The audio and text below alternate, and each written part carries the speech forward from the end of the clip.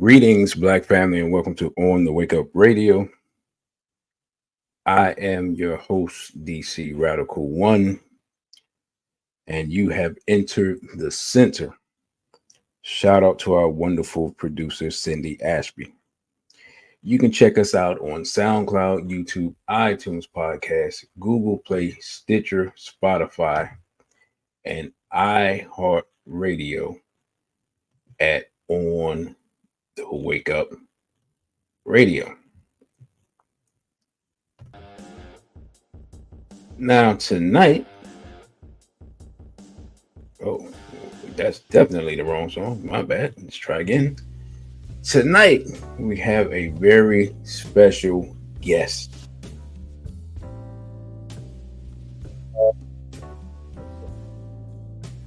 Let me see who's in the building. BB4, Straight Black Pride, the Sister Farnessa. BB48 to Sister Nina. BB48 Straight Black Pride to Brother Elijah. BB48 to Brother You Got Ripped Off. And greetings to Creole the Traveler. So what I'm gonna do, make sure our guest is ready. Looks like he's ready. And I'll give it time for a few more people to come in the building. BB4 Straight Black Pride to Brother Dessalines. BB4 Straight Black Pride to Brother Kevin. And greetings to Sister Nefertaria. Y'all already know who's here. Person that I interview the most, my good brother in the struggle, the modern day manifestation of the Black Power General, the inheritor of the spirit of Jean-Jacques Dessalines, the inheritor, the spirit of the Right Honorable Marcus Mosiah Garvey, the inheritor of the spirit of going ancient on y'all, Min Kepara Tahuti Mays. For those of you who are familiar with your ancient Kemetic history, you know, our good brother Ayo KImathi, aka the Irritated Genie. He will be on with us very shortly. I'm not going to take, too much time because I know y'all ready to hear him speak, and y'all not ready. Y'all don't care what I got to say about it. Straight Black Pride to the integrative school psychologist. And I need y'all to do me a favor real quick before we get started. This sister, the integrated school psychologist, look her up on YouTube and go and subscribe to her channel. That's all I'm asking you to do. Not asking you to spend no money. I'm not asking you to do nothing that's gonna put your life in danger. Just ask you to follow the sister, get her subscriptions up. So after the show, she should have at least 15, 20 more subscribers than she already has. And so, yeah, we're gonna bring the brother on. I just want to remind y'all again, anybody that donates $20 or more in a month will have access to the next lecture that will be put out. So I sent out the 2019 Pilot Muhammad Day lecture. So anybody that has already received that and has watched it, put the one in the chat. Yeah, I'm gonna do some shameless self-promotion real quick. Black Power to a RBG Batak. So if you have that and you watched it, because I sent it out this week, put a one in the chat. Oh, nobody watched it. I know we got 7-second delay, but come on now. Nobody watched it? Nobody. All right, fine. Since nobody watched it, I can't tell you whether or not you liked it. I'm currently working on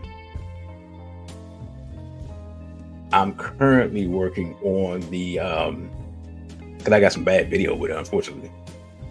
The 2022 Dr. Francis Cress Welsing Day lecture. Okay, a few people.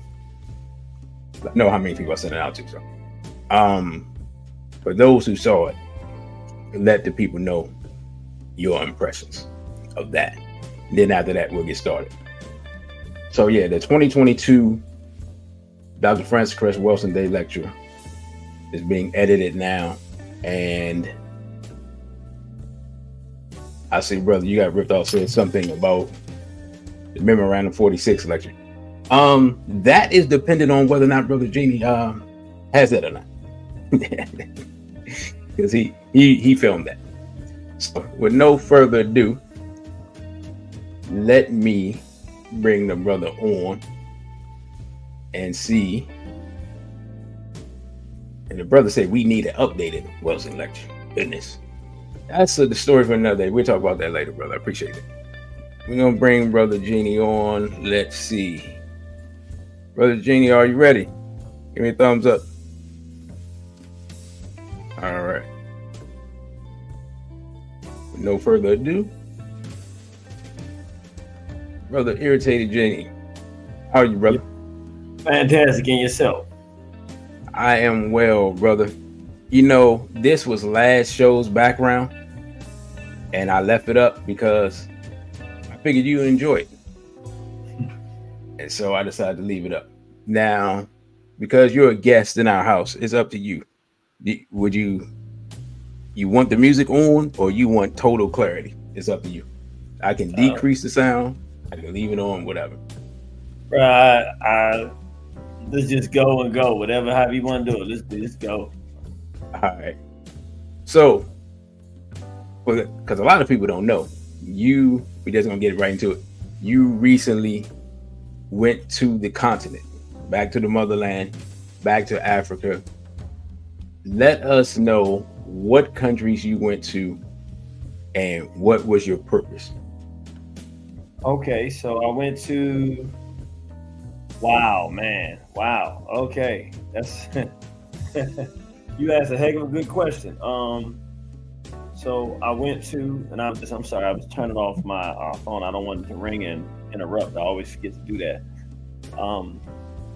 So I went to Kenya, Zimbabwe, South Africa, Uganda. And I had different business in each one of them. And it all happened, it just kind of ended up happening. But went to Kenya to do a number of things, a lot of good things in Kenya. I guess I'm trying to think. Should I start with the good stuff or talk about some of the issues that are there first? Which one do you think? I'm going to be completely honest. You know me. I'm Mr. Negative. So let's start with the problems. All right. So, oh, man. Okay. I think I'd already spoken to people about it. Matter of fact, you all watched it. Brother Amos did a video interview on Sister Shanice's program. I hope you all watched that. Powerful program talking about how Kenya was being used to send troops to Haiti. And in it, the young brother was from Kenya. He was there interviewing as well. And the young brother started talking. And one of the things he said was, he found out on the ground from young people in Kenya that they get $200 to start involving themselves in homophile behavior. And then what happened to the music? That's almost kind of good, kind of grooving, kind of good. But, okay, no, because I was so intent on what you was about to say that I was like, hold up, I got to hear this because, and I didn't mean to stop you, but you said. I want to make this clear. Mm-hmm. You said they are giving the young people of Kenya, $200 American dollars to engage in homophile behavior. To start. And then a $70 stipend per month. And this is the U.S. NGOs and NGOs out of Germany. So this is coming from different Western countries. Germany and the US are what I have for sure right now. Okay. So I'm gonna stop you right there. I'm gonna have to turn that blues back on because it's gonna be a long night. Because now you told me this before. Goodness. Cue the music. All right. You told me this before. But in order for people to comprehend what that 200, what is that 200 American dollars roughly to the local currency? Let me make it a better, let me make it more pronounced what that would mean. You would be taking a young person who has no money per month. If their mother or father has anything, they can get a couple of coins here or there. They may make $1 a month or $2 a month, $10 a month. If they lucky, $20 or $30 a month. Like they're not making at the most, I mean, maybe $25 a month. Just they're not making money because the economy is really bad. So they don't really have a lot of ways to make good money. And you're coming in and giving them $200 to start with. That's like, I would say if I had to equate it to the US, going into the hood and giving a young person $2,000. Like a young person that's never had anything. Like they have nothing, they barely got shoes. You know, their parents really struggling. They got what they need to go out to school and back. They don't even have a brand name pair of sneakers. And then you just come and say, look, I'm gonna give you $2,000. It doesn't equate to that much. It's not a 10 times difference, but I'm just saying that's what it's like because you're talking about a more rural region and some of these places they're doing are very rural. So now you're talking about not just that it's a lot of money, but it's a lot of money in a place where people, you know, they grow their own food. They might have, you know, so they're not going to be hungry. So they don't have the same need for money, but everybody still desires money. So you go into people who don't have access to cash, liquid cash and money like that. And you're finding those young people. And you literally, for their mind and their environment, you're making them rich. They're not hungry anymore. They can go buy something nice. They can go out and get a drink. They can do things that they otherwise would not have access to do, which is not a matter of making them physically rich like we think of it. It's they're entering a whole new economic world where they can do stuff that they couldn't do before, or they can help their parents pay a bill, or they can do something different than what they could do before. So it's very significant. Let me say it that way. And then the $70 per month means I got more money coming. I'm gonna always have something each month. It's a significant investment in the destruction of the African continent. Okay. So people can understand, because this is where, when we talked about it, this is what was really shocking. Tell me the age ranges where this starts. From my understanding, we're talking, and it can be younger, but like roughly 15 to maybe 22. It can be younger than that, but like 15 to 22. It can be younger, but that's I think from my understanding, that's the general age. And so here's what's dangerous about it. Like it can be down to 10 years old, but where I can comfortably say the general age, I would say, is around 15 to 22. Right.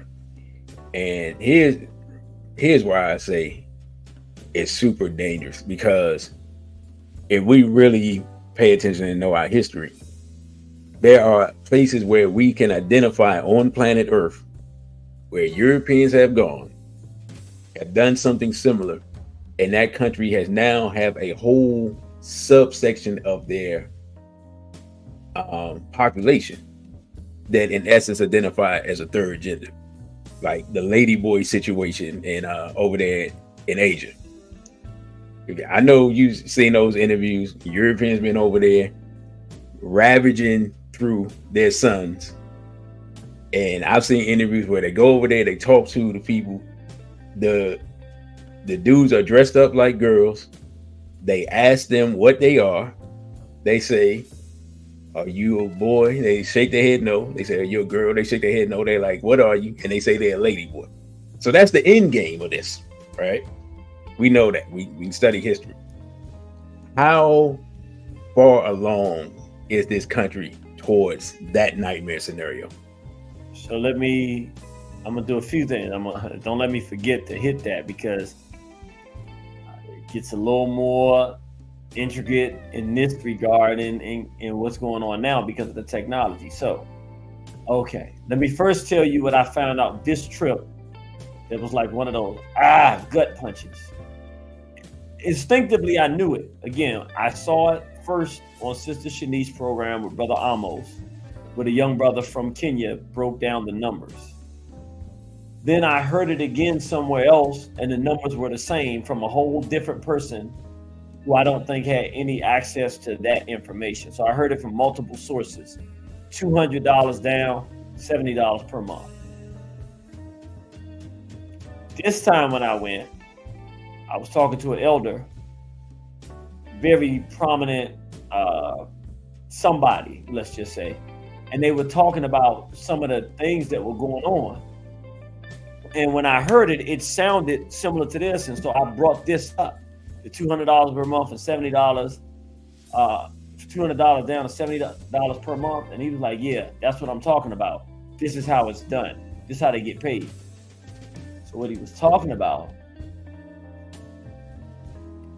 is on these young boys' phones, they have pornography with them having sex with boys. Like, you can see it. It's disgusting. And the way they get paid, they have to come into a room, have sex, or whatever you call this debauchery. Two males together, two girls too, but I was made aware, let's just say, of the males, and they send it over to the German NGO or send it over to the US affiliate. And that's how they get their money each month. So they don't just give them the money, they got to show and prove. So they literally getting pornography, they getting child pornography, and they getting to turn the youth out, and they're getting the youth to turn into youth who will turn other youth out. Mm. All right, I'm gonna stop you right there.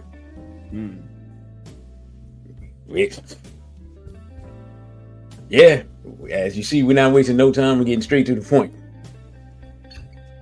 So you're saying, so that we are clear, that these NGOs, these European-based NGOs, mostly funded by the hats, we're making the assumption, are running in what should be illegal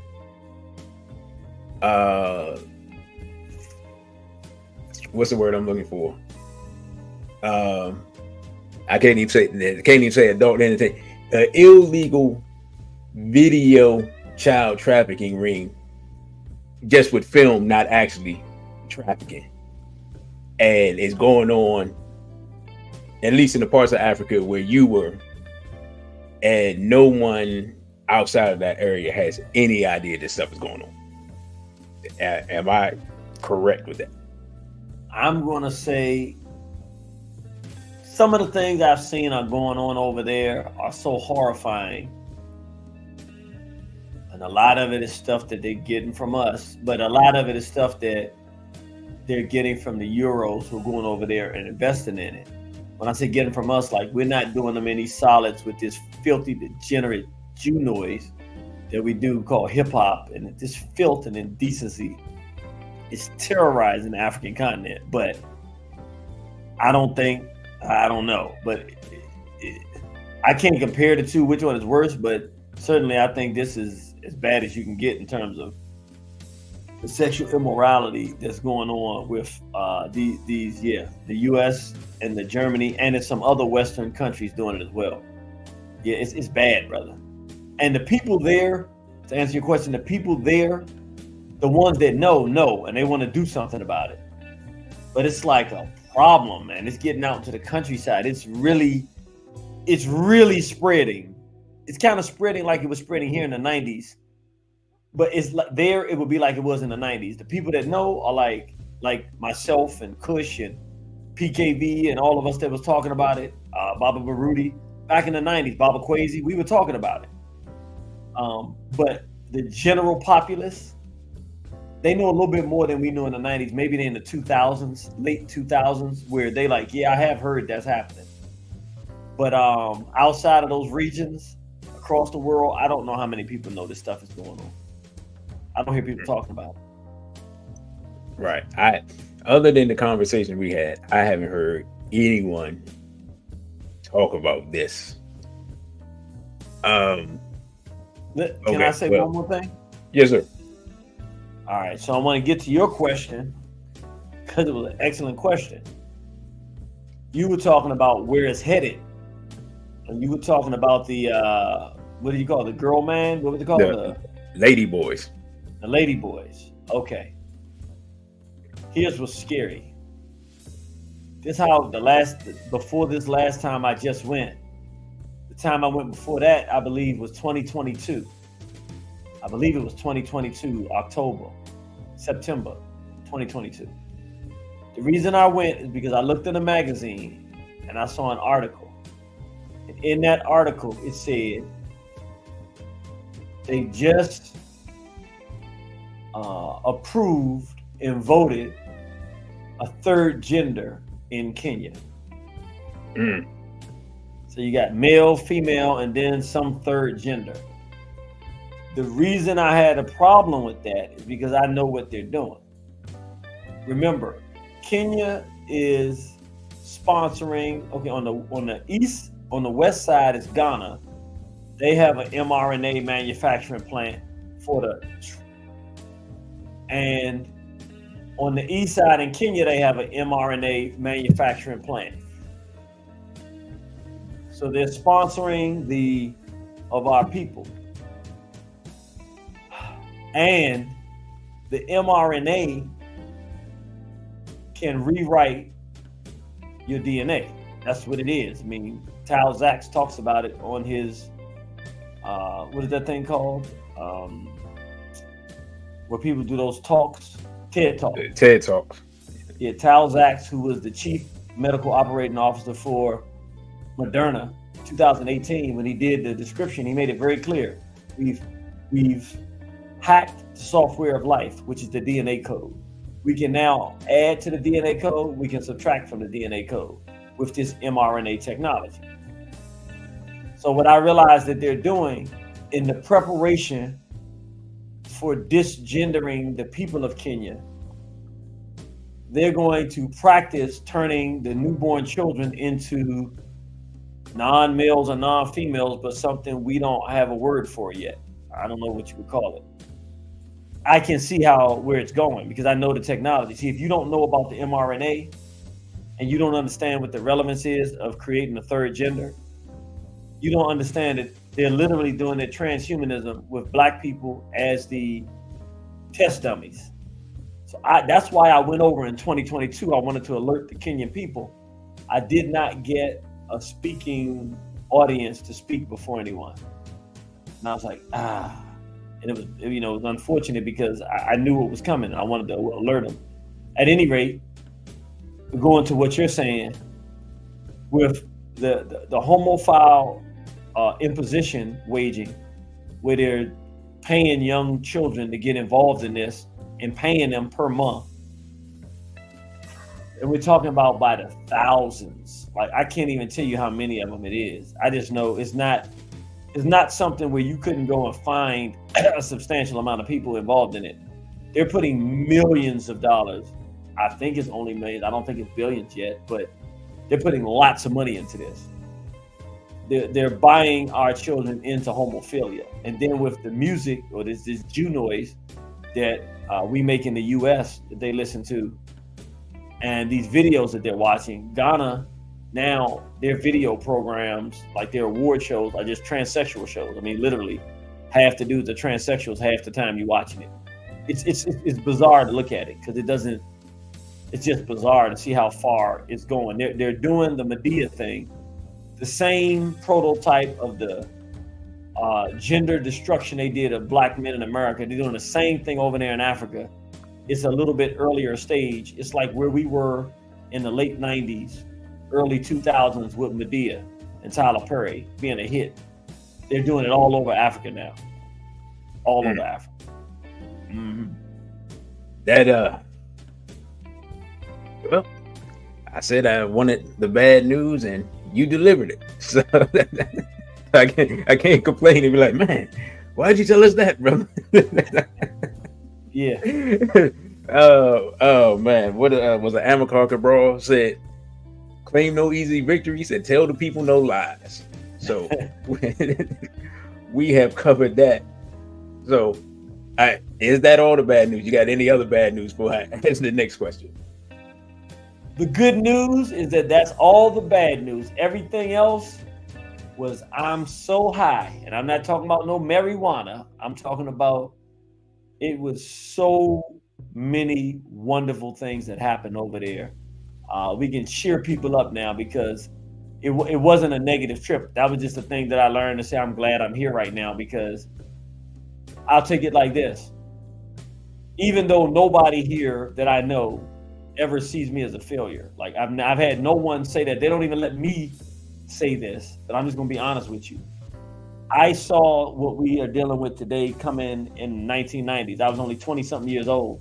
I saw it coming very clearly, which is why I started lecturing and doing it with videos eventually, because I was like, I have to show people what I can see so we can do something. And honestly, I feel like to some degree I failed because our situation is so bad. I know I'm not a failure. I mean, I know that. I don't feel lack of confidence in who I am. I know I've done all that I knew how to do. But honestly, I'm like, if you know it's coming, you're the one that's responsible for stopping it from happening. And I didn't stop it from happening. So just the way I look at the world, I lost, you know, I failed my people in that regard. However, I see it in Africa now. I did my first 50 years I lived, I got another 50 and I'm out. I'm letting y'all know when I'm about to turn 100, I'm staying till I'm 100, then I'm out. I don't know if I'm leaving in the beginning of it or the end, but I'm out at 100. But this next 50 years, I'm gonna get more victories than I got the first 50. So what they were able to do here in America, I'm not gonna let them do in Africa. I'm gonna do, everything in my power is not good enough. I did everything in my power with this one. Nah, I'm gonna get them on this one. I'm going to go to Africa. I'm already seeing it being on the ground there. I can feel it. Like I'm in the house. I'm in the attic. I'm loose in the attic. And the people in the house got a lot of problems. I'm getting in the main vein of the thinking of serious African people on the ground. So went to Kenya. So many wonderful things happened in Kenya. It's hard for me to say. One, I still got to navigate and work this, but I found one of our models for Straight Black Pride movement. Phenomenally jet black, gorgeous black woman. Like, oh my God, you never seen nothing like it. Just what I like, the image of beauty and blackness.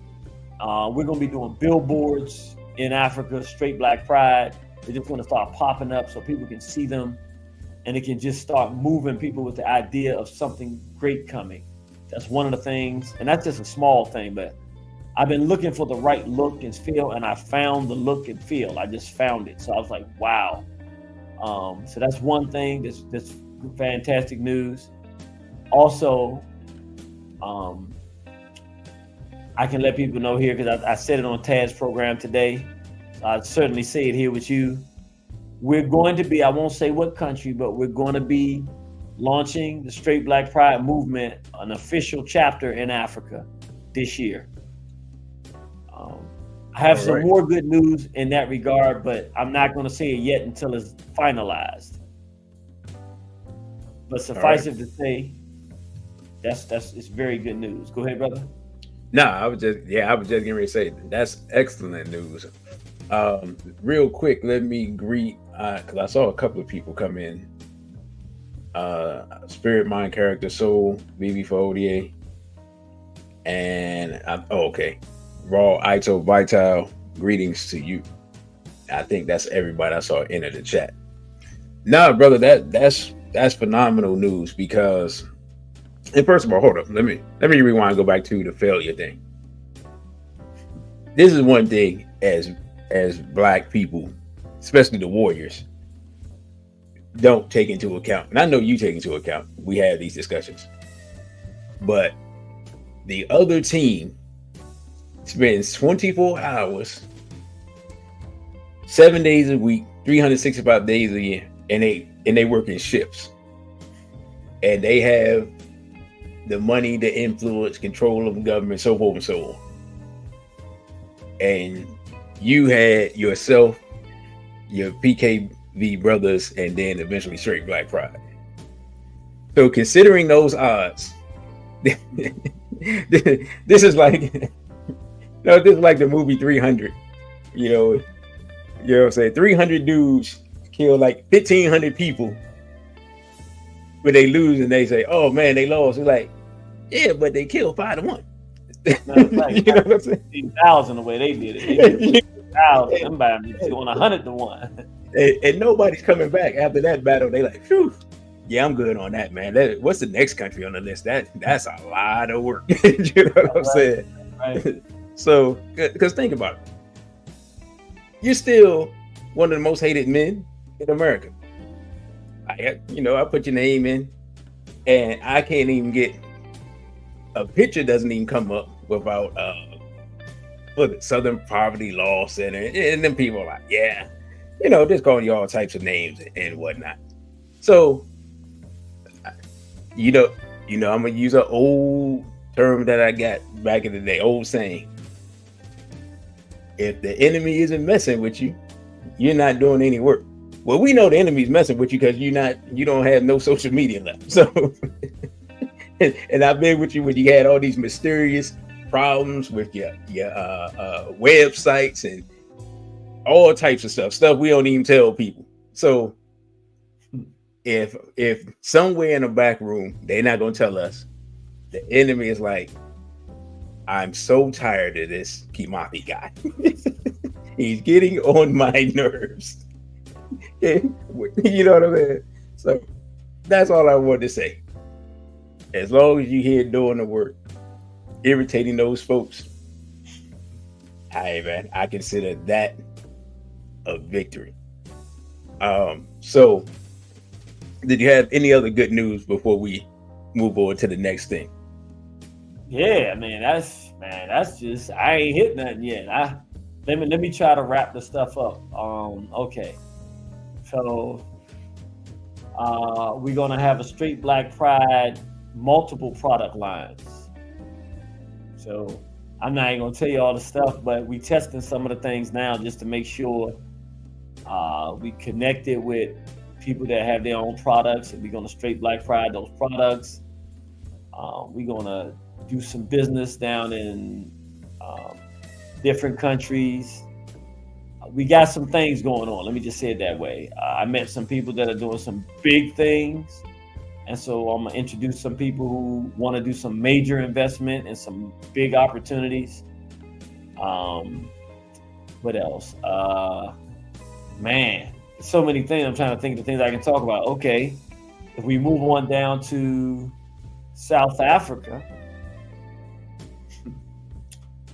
I actually met the next president of South Africa. I'm confident this brother's going to win. This is not like somebody with a long shot.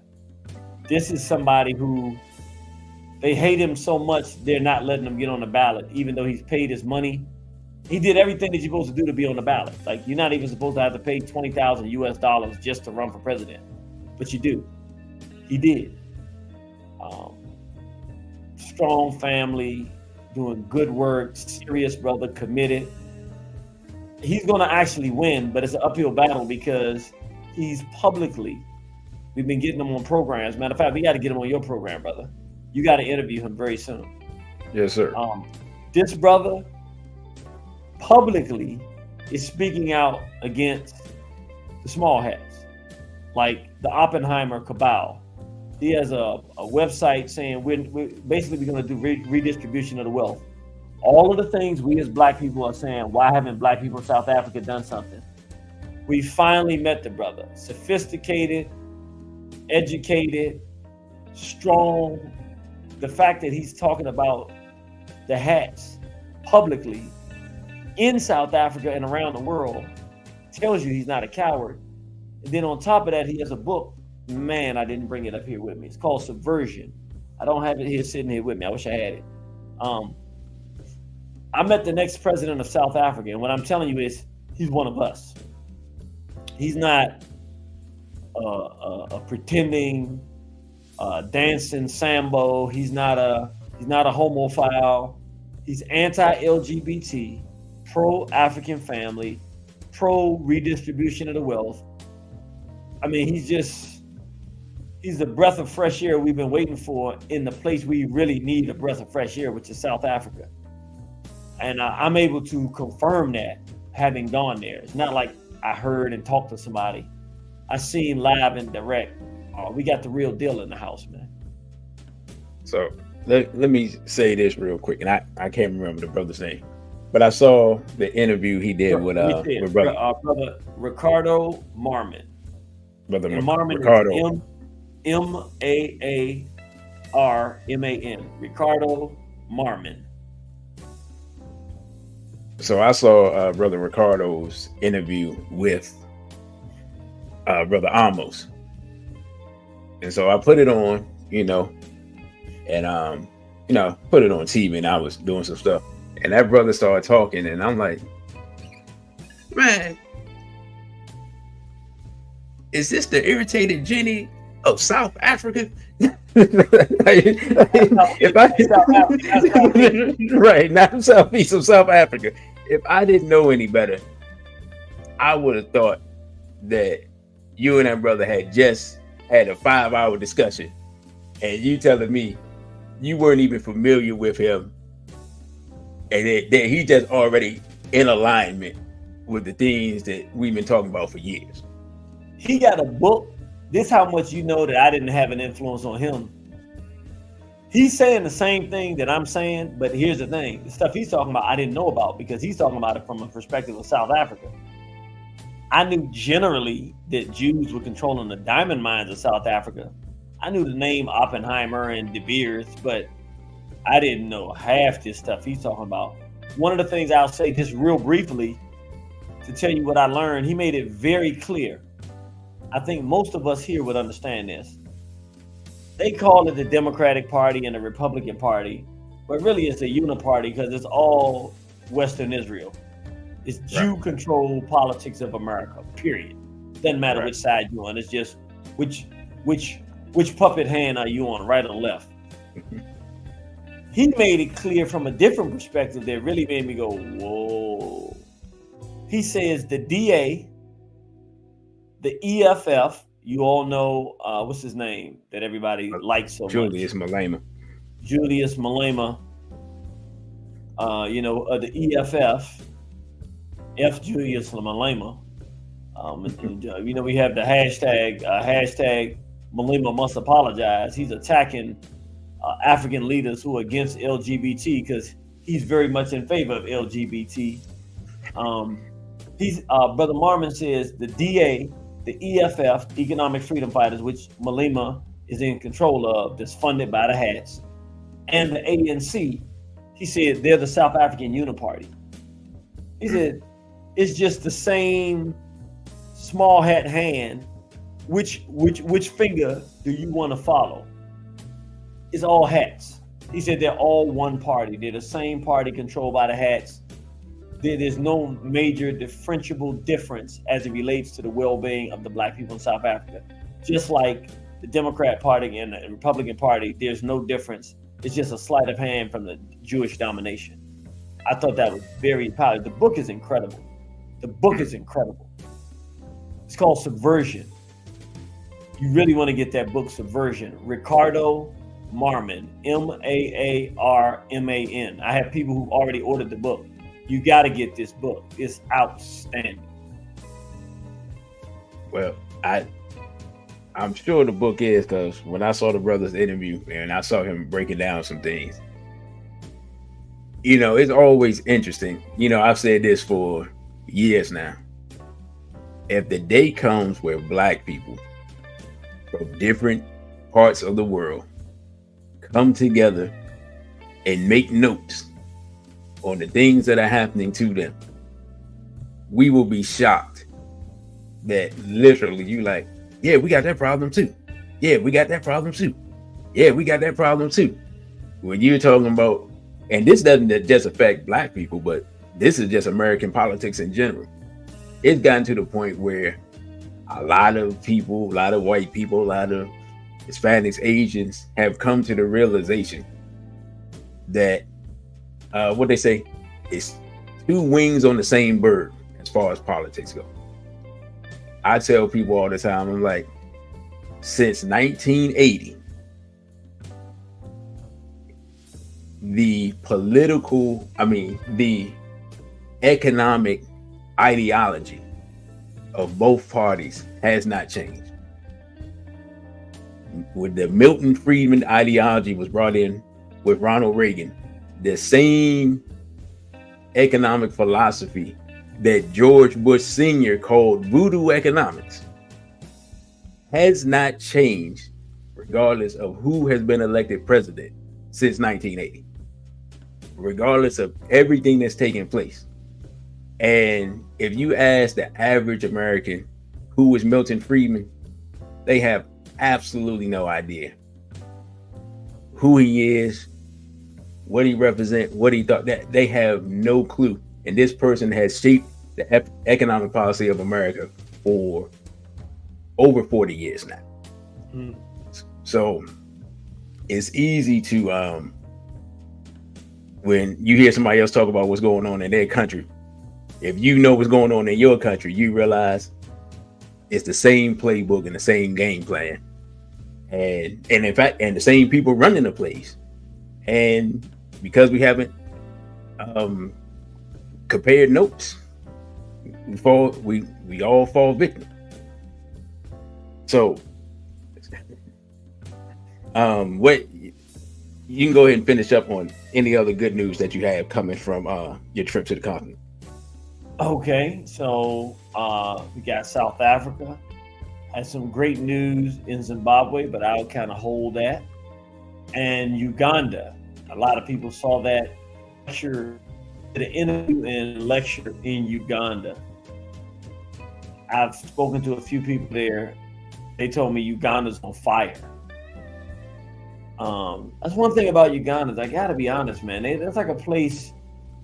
Like that's a place you don't mess with a person. Like I'm sure it's like most countries, but I can tell you a country you don't go and get on the bad side of a person. Don't ever go to Uganda and get on a person's bad side. Like Uganda, you're not gonna come walk over Uganda. It doesn't exactly work like that. But what was really good about being there in Uganda is doing that lecture. They have a lot of things that are going on there, and being able to discuss this LGBT thing, and then to tell them what I saw with my own two eyes at the conference up here in Baltimore, where what's the guy's name? The young guy that's trying to run for president in Uganda. Is that Bobby Wine? Bobby Wine. Bobby Wine is a young brother who came out strong, hard against LGBT. People were looking at him. Maybe he could be the new president because they're dissatisfied with some of the things going on with their leadership there. So the young people got very excited about him. Then the West reached out and started sponsoring him now. And now he's pro-LGBT. He's willing to do anything he can do to get into power. He's totally sold the interests of the people of Uganda out. So I was able, the people in Uganda are not here. They don't know what's happening. So the young people are in love with him. I was able to be here and see what he was doing. And when I reported it in that room in Uganda, the young people were totally broken in their spirit. But I told them, look, I'm just telling you what I saw. You tell me, is he pro-gay or not right now? And they wouldn't answer. So that told me. A few of them shook their head like, yeah, but they didn't want to answer because they knew we love Bobby Wine, and he started off being anti-gay. But now He's pro LGBT. And when I asked him, you tell me, because I really don't know if he is or not. They didn't want to say it because it was breaking their hearts, because they know that they've been had, and he's turned. And so I had to share that with them, and it was good, because they're going to go share that information when people say, no, we had somebody telling us that they were there. So it was good, and they're going to share that information and share that video around Uganda. Yeah, brother, I would just say we've been there as Black people in America. I'm not going to name names right now. Anybody that's got the 2019 Dr. College lecture knows exactly what I'm saying. We've been there where we've had leaders that we supported, and we, put our all into, and they was coming out strong, and we thought they was representing us, and many people from our generation, we could say that person woke us up, and then suddenly they looked like they were trying their best to put us back to sleep. And so, hey, we understand that heartbreak. I'll just say that. We got a question coming in. So what I'm gonna do is, generally, I'm gonna save the questions from the chat for the last half hour, or start about 9:30. But because it's our brother, I'm going to put this one up on the screen. It says, if you were to move to live on the continent in the current or foreseeable political and cultural climate, where would that be? And that's our brother Straight Black Sa putting that question on the table. My dude, I would say it depends on what you want to do and what type of fight you're looking for. I'm gonna be honest. If you're going to the African continent to flee a fight, stay right where you at. Ain't nowhere to flee on this planet. The war is coming to Africa.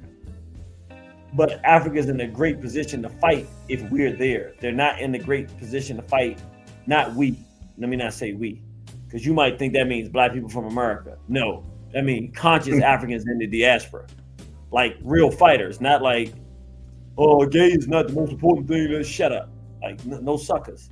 We gotta have a sucker-free zone. Like, we need strong, committed men and women on the African continent, because our people will actually listen. When you show them strength and demonstrate it, they'll follow it. And it's not like here where we're so, we've been fighting 400 years. They got us shell shot here. We in the state of being shell shot from this war that we've been fighting. You show them what they're doing to their children and get the people to understand, them people might not be around tomorrow. Like when they respond, it's gonna be, they're not all overly educated. The ones that are very similar to us, but the ones that are not, they real. Like, you don't come here to try to do harm to us. They find out you try to do harm to them. So our people ready to fight over there. And if you have skills, if you have any engineering skills, if you have good business skills, if you have good agricultural skills, if you have good marketing skills and sales skills, anything that's business related that you can help yourself and help other people, then I would have answers for you. But the reason I answer it that way, I know where I would be, but it keeps changing. Right now, I'd probably be in Kenya, but that's because I see the benefit of being in that East African region. And Kenya is a great space, but there's some ups and some downs. Tanzania is a phenomenal place to be. It's phenomenal, but it's not the same as it was when Baba Magufuli was there. So don't think you're going to get from the top this strong leadership, because it's not Baba Magufuli. It's just not. That's why they killed him, because they didn't want Baba Magufuli. Tanzania has the stability to it, though, that if it stays stable, then it's a decent place to be. Zimbabwe still has a resilient, we fought colonialism spirit and personality, even though the Euros are using economics to try to bend the curve and direction that they're headed. They got them on some real westernized stuff, but again, they listen in Zimbabwe because they remember colonialism and they remember their fight against it. So you can talk to the brothers and sisters in Zimbabwe. South Africa, if somebody like Brother Marmon, when Brother Marmon wins, I'll go to South Africa. Because in South Africa, under that type of leadership, it's a game changer. Like, it's an international game changer. And he's the kind of warrior and intellectual that would open up South Africa for a pure African renaissance.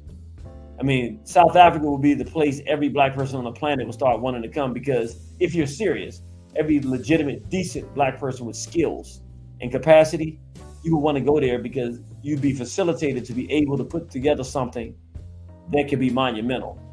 But again, we have to get him there, because the Oppenheimers are gone. He gets in, the redistribution of the wealth is not a words, it's an actual reality.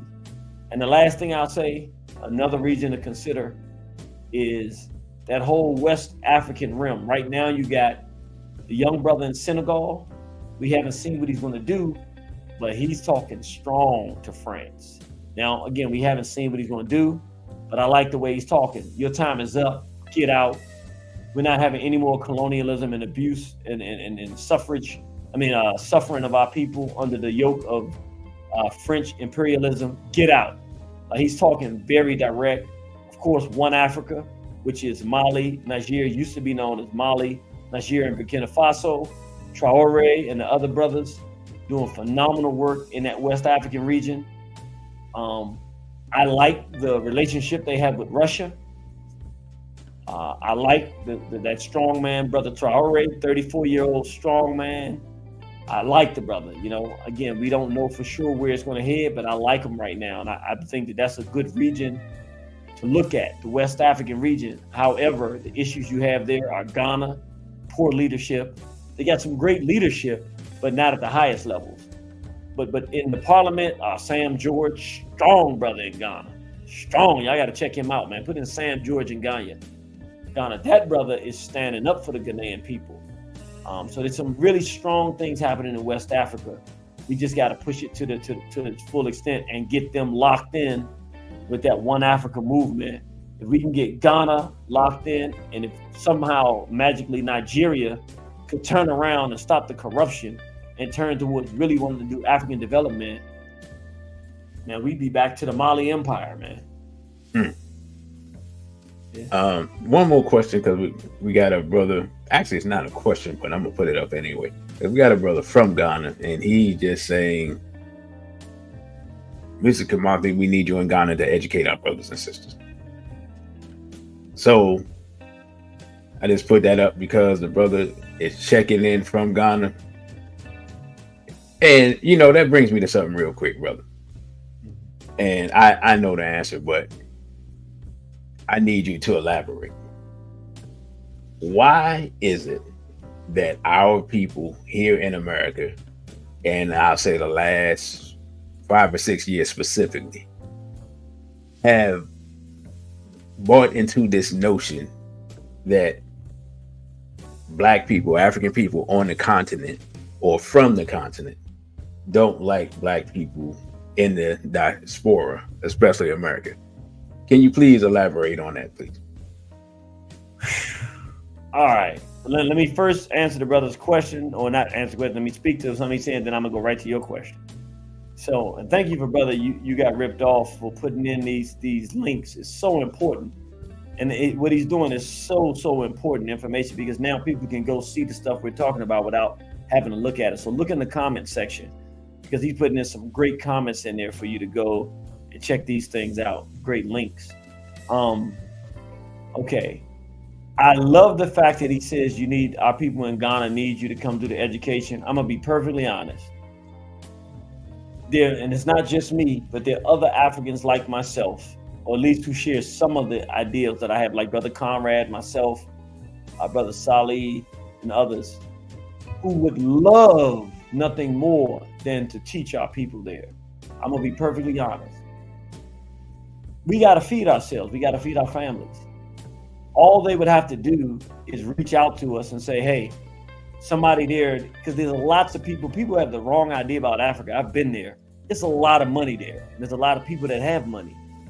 But the value in what we bring, just like it's difficult here to find that value on the African continent. No one has reached out and said, hey, come in here and take that investment. You've been fighting 400 years there. Come and bring some of that wealth of information, knowledge, share with us what you have to offer.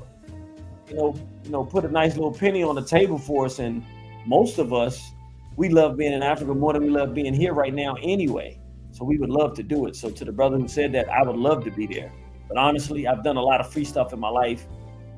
The last thing I'll say in that regard, Baba Magufuli, I'm just going to say it's quite frank.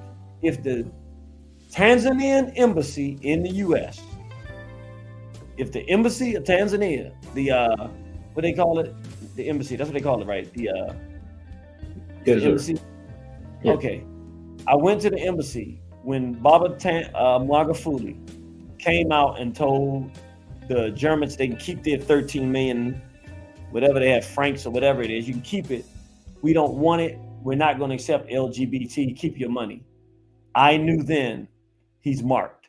I went to the Tanzanian embassy here and gave them a paper and said, hey, listen, you're doing the right thing, but you need to protect the president now. We can help. I have the only company in the world, if you look online and look for a company that I know of anyway, that boldly pronounces that it fights the LGBT agenda for you, help you do that in your country.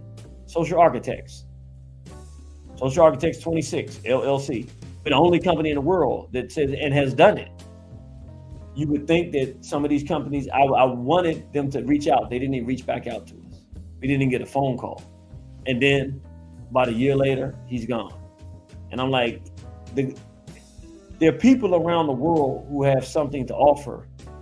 And we reach out and we try to make these connections to help. Like right now, I was just in Uganda. And I'm telling them, look, you all are standing up against this thing.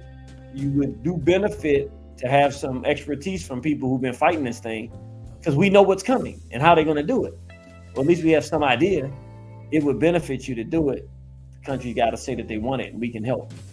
With that being said, why is it that Black people in America feel like Black people from the continent don't like us? So I'm going to say there's two things going on, probably more, but two basic things going on. One, do you want me to deal with the reality, the stuff that's part of it that's true, or the part of it that's ridiculous? Which one you want me to deal with first? The part of it is ridiculous, part of it is true. Which one you want me to hit first? Let's hit the truth first, brother.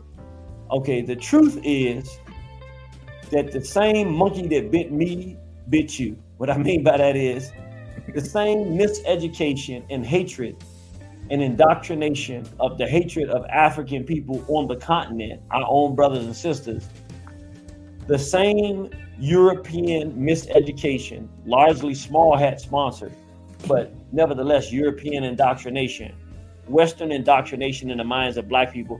Oh, don't connect with those Black people on the continent. They hate you. They don't like you, because they don't want us to bring our skill set to our brothers and sisters on the continent with their resources. And then kaboom, you have overnight an empire spanning from the westernmost mass of the world to the easternmost mass of the world. They don't want that. So the same ones that have miseducated us are the same ones miseducating the same books that they're reading over in Africa, the same miseducation they're getting about us, the same movies that they make Minister Society here, that if we look at it, we like it, but we got to kind of have some intelligence and know that's not good behavior. Imagine a Black person living in a place that's at least halfway civilized. How do you think they think about us looking at that stuff and seeing it? So the same hatred of one another that we're getting here is being the same thing being done to them there. We're being manipulated into disliking each other. That is something that is outside of our doing. Then the ugly side of it is our doing. So unfortunately, On both sides, you have both of these things happening. On the African side, you have those who've either been educated by Europeans or are the same egotistical maniacs who were involved in the Atlantic slave trade, who would sell our brothers and sisters into it, either because they're part of that whole continuity of race traders who don't see race and racial continuity and racial unity as a reality. They're more caught into tribalism, and they really don't care about African people. I'm just be honest with you, that exists in Africa. So to some degree, you got that, or the miseducation that leads to those same ideas. You know, they've been trained by Europeans to hate blackness, so they think like Europeans. And on this side, honestly, from the time you brought it up very, very clearly, from the time of Brother Garvey said, we got black folks running around here talking about they Indians. Brother Garvey said, you pick the people in the worst condition of all, you're going to choose to be. You're not even smart enough to choose people who are in a better condition than you. You choose the only people whose condition is more miserable than your own. You hate yourself so much you want to try to be them. We have a continuity of self-hating, mulatto-loving, anti-black, anti-African, Negro, nonsensical, non-reading imbeciles running around trying to find any way not to be an African. And so they take whatever sometimes is real, sometimes it's just gibberish garbage that they can take to say that brothers and sisters from the continent are doing bad to us, to use as a justification to try to strip the umbilical cord from our African identity, because they don't want to be an African, because they still believe the word of Tarzan. So and this is the one point I want to make, because it's very critical. This is how you know how ridiculous we are in America. We're some ridiculous people. But our brothers and sisters in Africa can be ridiculous too, but we're really ridiculous. I remember growing up, Gwambo Nkweti, when she got to like 13 or 14, I saw her again, I realized we was all on crack or something. She was gorgeous, from Nigeria. But she was African, so she was ugly and she stink. She was this, that, and like we would do this stuff being torturous and abusive as young people in the school because she was from Africa. Not because of anything else, because like I said, when I saw her, it was in 5th and 6th grade.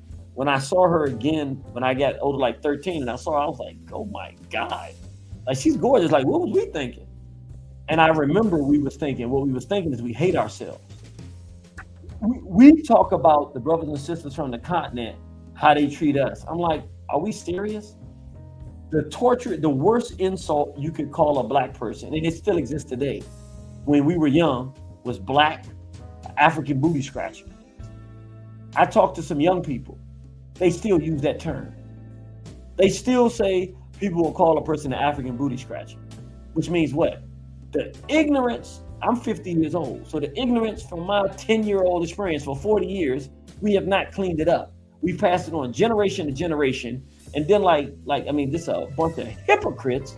We talk about how brothers and sisters on the continent don't like us, even though the worst insult we give to our children to insult each other is that you're an African booty scratcher, whatever the heck that is. Something that I remember from Bugs Bunny. Hey, brother, as you saying that, and you mentioned Menace to Society, I'm laughing because I'm thinking about Trey in Boys in the Hood. And when Trey said, he told the other little boy, we from Africa, and he said, I'm not from Africa, I'm from Crenshaw Mafia. You know what I'm saying? That's right. He wouldn't have claimed his little tiny neighborhood over an entire continent. Ignorant. I can't even put the or in it. Ain't even no or in that one. That's just ignorant. No or in it. It ain't or and just ignorant. And that movie is now about a little over 30 years old, and we haven't made any progress whatsoever. And those were children saying that, but the adults are still acting like that. We're going backwards. because at least Trey said we're African. I don't know if you would get that in many of the schools today. Yeah. As a matter of fact, listen, I'm gonna keep it real. I'm just keeping it real. I'm telling the truth. Oh boy. Now, I'm not saying this to be braggadocious or to try to embellish who I am, but I'm just telling you how bad things are. I was in Africa, and the people's home, they're doing very well. So let me just say it like that. You can read between lines. They were doing very well. They're doing very well. Business entrepreneurs. And I was in their house, and I had somebody from here with me. Very sharp sister, doing very well. And we're sitting there. Now remember who I am. When I start talking about our history and culture, I'm not Joe Blow. I'm Ayo KImathi, the Irritated Genie in Southeast. I've done research. I've read books. I've educated people. I've broached new issues of racial relevance and brought the topics to the fore like none other. Only in terms of the homophile thing, I have the peer that I say I would have would be Baba Baruti as it relates to this modern time on the hats. I don't know, other than the people that I work with, if I have peers. I don't know anybody out there on the speaking circuit that our people are familiar with. I don't have peers. I'm sitting in a room with a sister that's a great entrepreneur, but we're sitting there with sisters and brothers from Kenya, and they say, yes, we know how bad it is for you in America. We saw roots. So, we know that, they brought you from Africa and the things they're doing. I'm not exaggerating, bro. And I love my sister to death, but she says, no, see, we don't know if that's true if we really come from Africa. See, many of us were already there. And she started going to this whole ridiculous, and it was heart-wrenching for me because when people start talking this weirdo stuff, they don't know it's weirdo stuff. It sounds fascinating to people. So I was trying to cut in and curb it, but they weren't really interested in hearing what I have to say because they didn't know who I am. They don't know who I am. And what she was saying is more interesting than what I'm saying, what they've already learned. But they were correct. We were kidnapped and brought from Africa, yes. And so she's miseducating them, and I'm like, and she's miseducating them based off of, honestly, we get right down to it. You know what I'm about to say. From a pedophile, Malachi York. That's where this whole stuff came from. So let me help people understand. In the modern context, we not African, we the original Native Americans. It came from Malachi York wanting to make money that the Native Americans get for being Native Americans in this country and being on reservations. They get a certain amount of money allotted to them. He wanted to crack in and to get that money. So he started saying, we Native Americans, and made up some wacko quack story. And people start following it and believing it. And then one minute he's an Indian, next minute he's the spiritual father of Kemet, reborn in the real Kemet, which is Atlanta. Just some ridiculous Negro nonsense while he's molesting little children, taking people's wives and sleeping with them. I got to make sure she's going to be good for you. Sleeping with people's wives and molesting children like crazy. And unfortunately, our people, I don't know how it got so bad. And then, quite frankly, I'm going to just go ahead and say it. I'm going to just keep it real.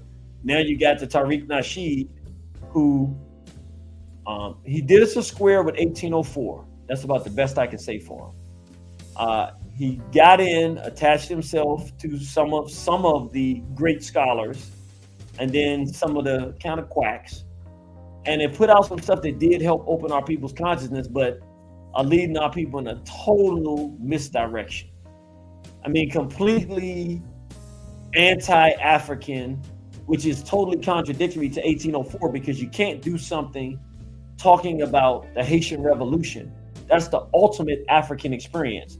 Africans who were kidnapped and enslaved and taken to Haiti, who fought against their enslavers, became free, and declared themselves an independent nation. It's Africa's greatest glory in warfare in modern history. That's African. They're Haitian, African in the Western Hemisphere. How do you make something about that and then talk about anybody that's not from America, is not an FBA or some weird stuff? It makes no sense. And it's because of people like this who don't love their African identity. They haven't read Dr. Chancellor Williams. They haven't gotten real history under their belt. I know I'm talking a lot, but I want to say this because a brother said something to me. Brother Burry said something in DC. He said this to me, and I didn't truly appreciate it. I knew it was something, but I really get what he's saying now. He said this to me probably in 2016, maybe 2017. He said, Brother Genie. I said, what's up, Barry? He said, man, I'm going to say something to you. He said, the day of the true, genuine, solid African scholar is gone. I did just what you said. I said, And I'm seeing what's happening now. People's scholarship now is some babble from somebody that hates themselves. It's not anything based in information, sourced information and truth. Sourced information and truth is not relevant. It's how much do you hate yourself and how much charisma can you put on top of it? Like, brother, let me stop you right there. Yeah. To add on to what you said, me and brother, you got ripped off for having a conversation. And he was telling me that Omawale Africa, you know the brother Omawale Africa. Mm-hmm. He said Omawale Africa was having a debate with some Negro, I don't know who it was. And basically the person in essence made fun of Omawale Africa for citing books. Almost like, man, you read? Man, nobody care about them books. You know what I'm saying? So, and brother, you got ripped off. You correct me if I'm wrong. And when he said that, I was just sitting there. I was sitting there looking at the phone like, well, I know the brother's serious because they don't tell no lies. But it sounds so ridiculous that I'm just like, but I've seen on social media, the brother pointed it out, but I've seen this anti-intellectualism amongst our people.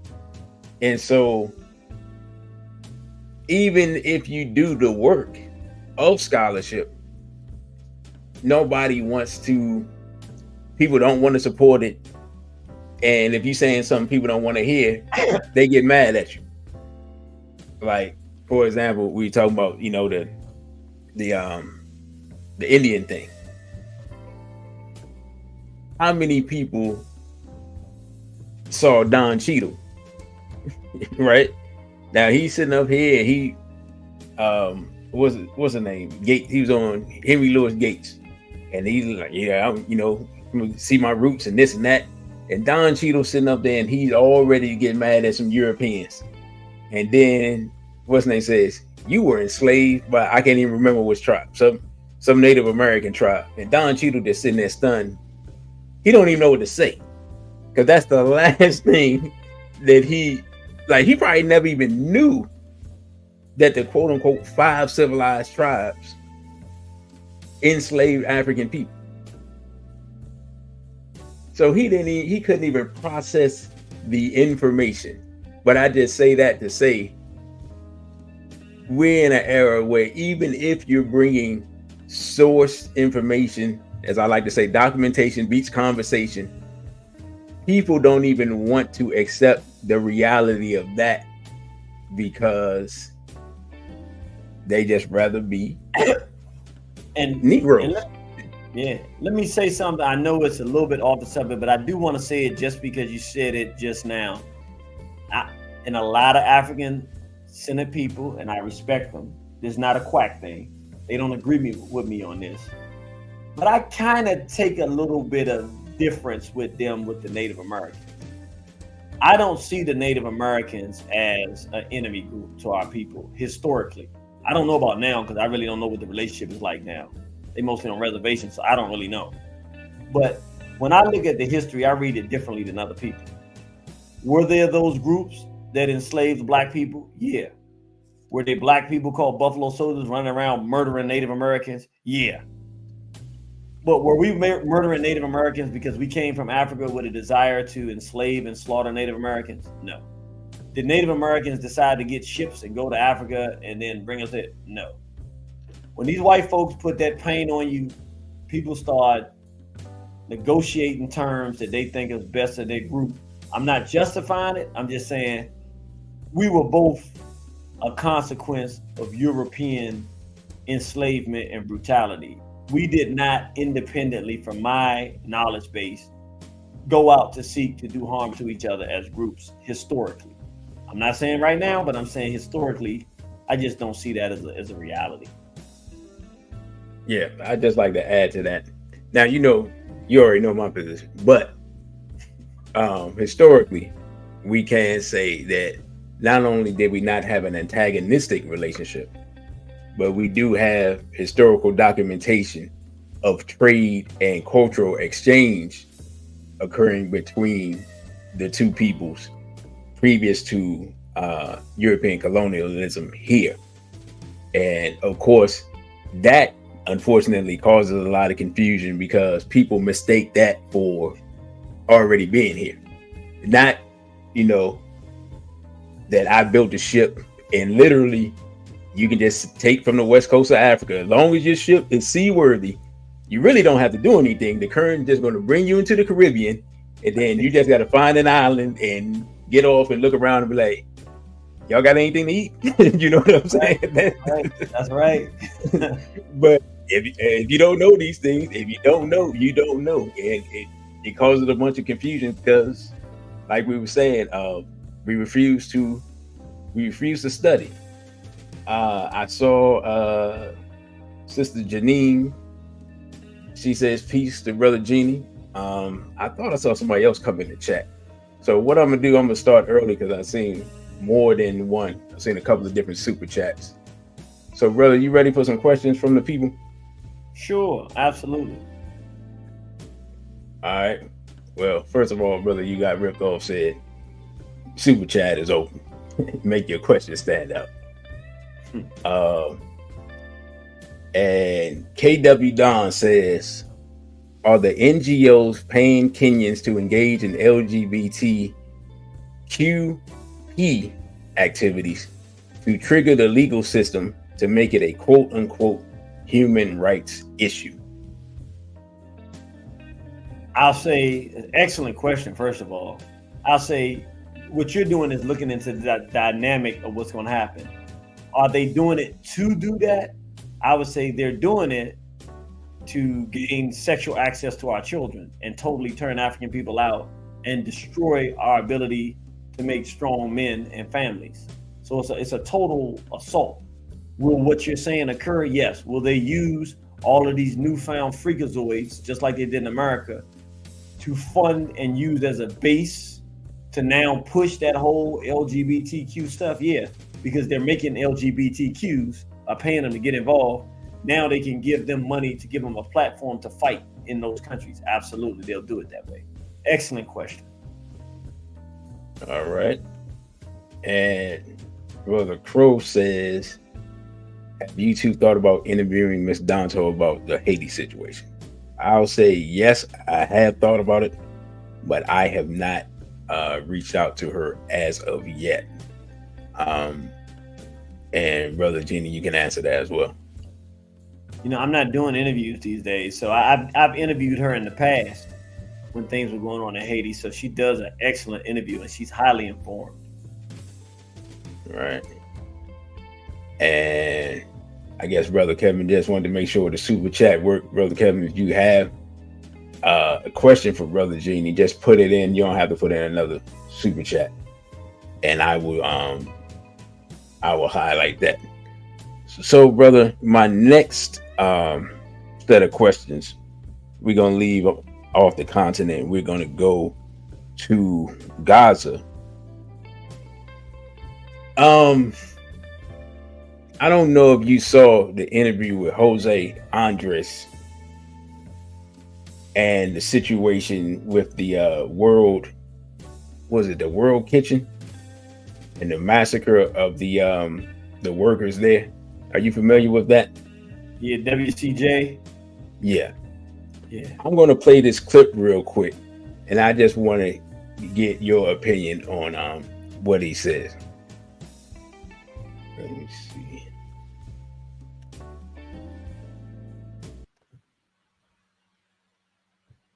I had all the information, obviously, in the first minutes and hours, but very clear. The situation began being very obvious when we began seeing images of these bodies and these passports in the hospital that confirm these were our people. At the end is what we know, what everybody knows, that 7 team members between the specialty security people we have, 3 British individuals and 3 international crew plus 1 Palestinian, 7 people dead. But there are 7 on top of a list of more than another 190 humanitarian workers that they've been killed over the last 6 months. Humanitarians and civilians should never be paying the consequences of war.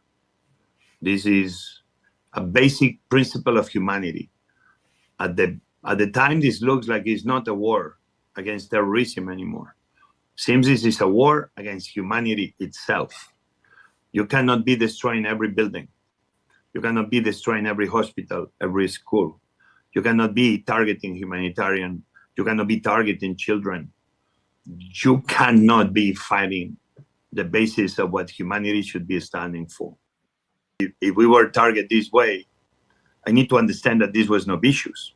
I need to understand that this was not by somebody that is above law and order that decided just to kill us because, I don't know, maybe because I did a tweet that was very strong against President Netanyahu. I don't know. Obviously, that's why we need to have an investigation that is neutral and is above IDF. I believe will be good intentions on anybody, and they will tell the story whatever they want to say. But what I know is that we were targeted deliberately, non-stop, until everybody was dead in this convoy. That cannot be the role of an army. That cannot be the role of an army that has hundreds of drones above Gaza in any single moment.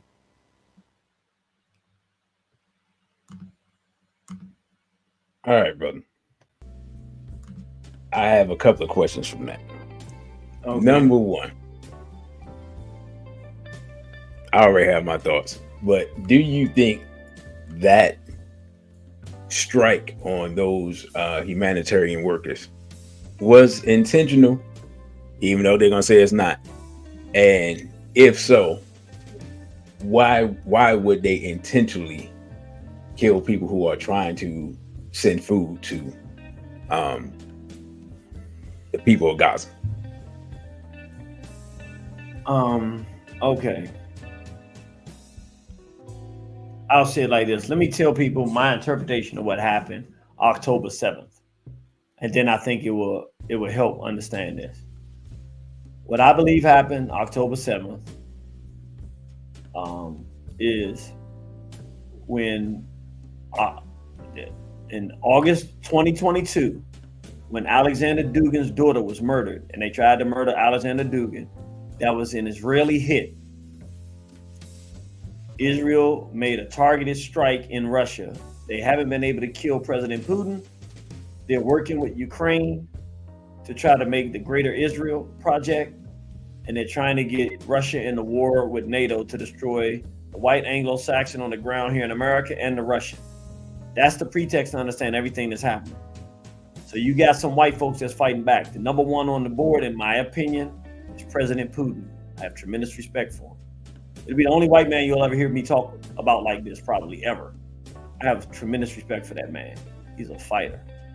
The way I understand it, no one's ever said this. This is just my mind. I'm watching it. They killed Alexander Dugin, who he had tremendous respect for, on Russian territory, on his soil.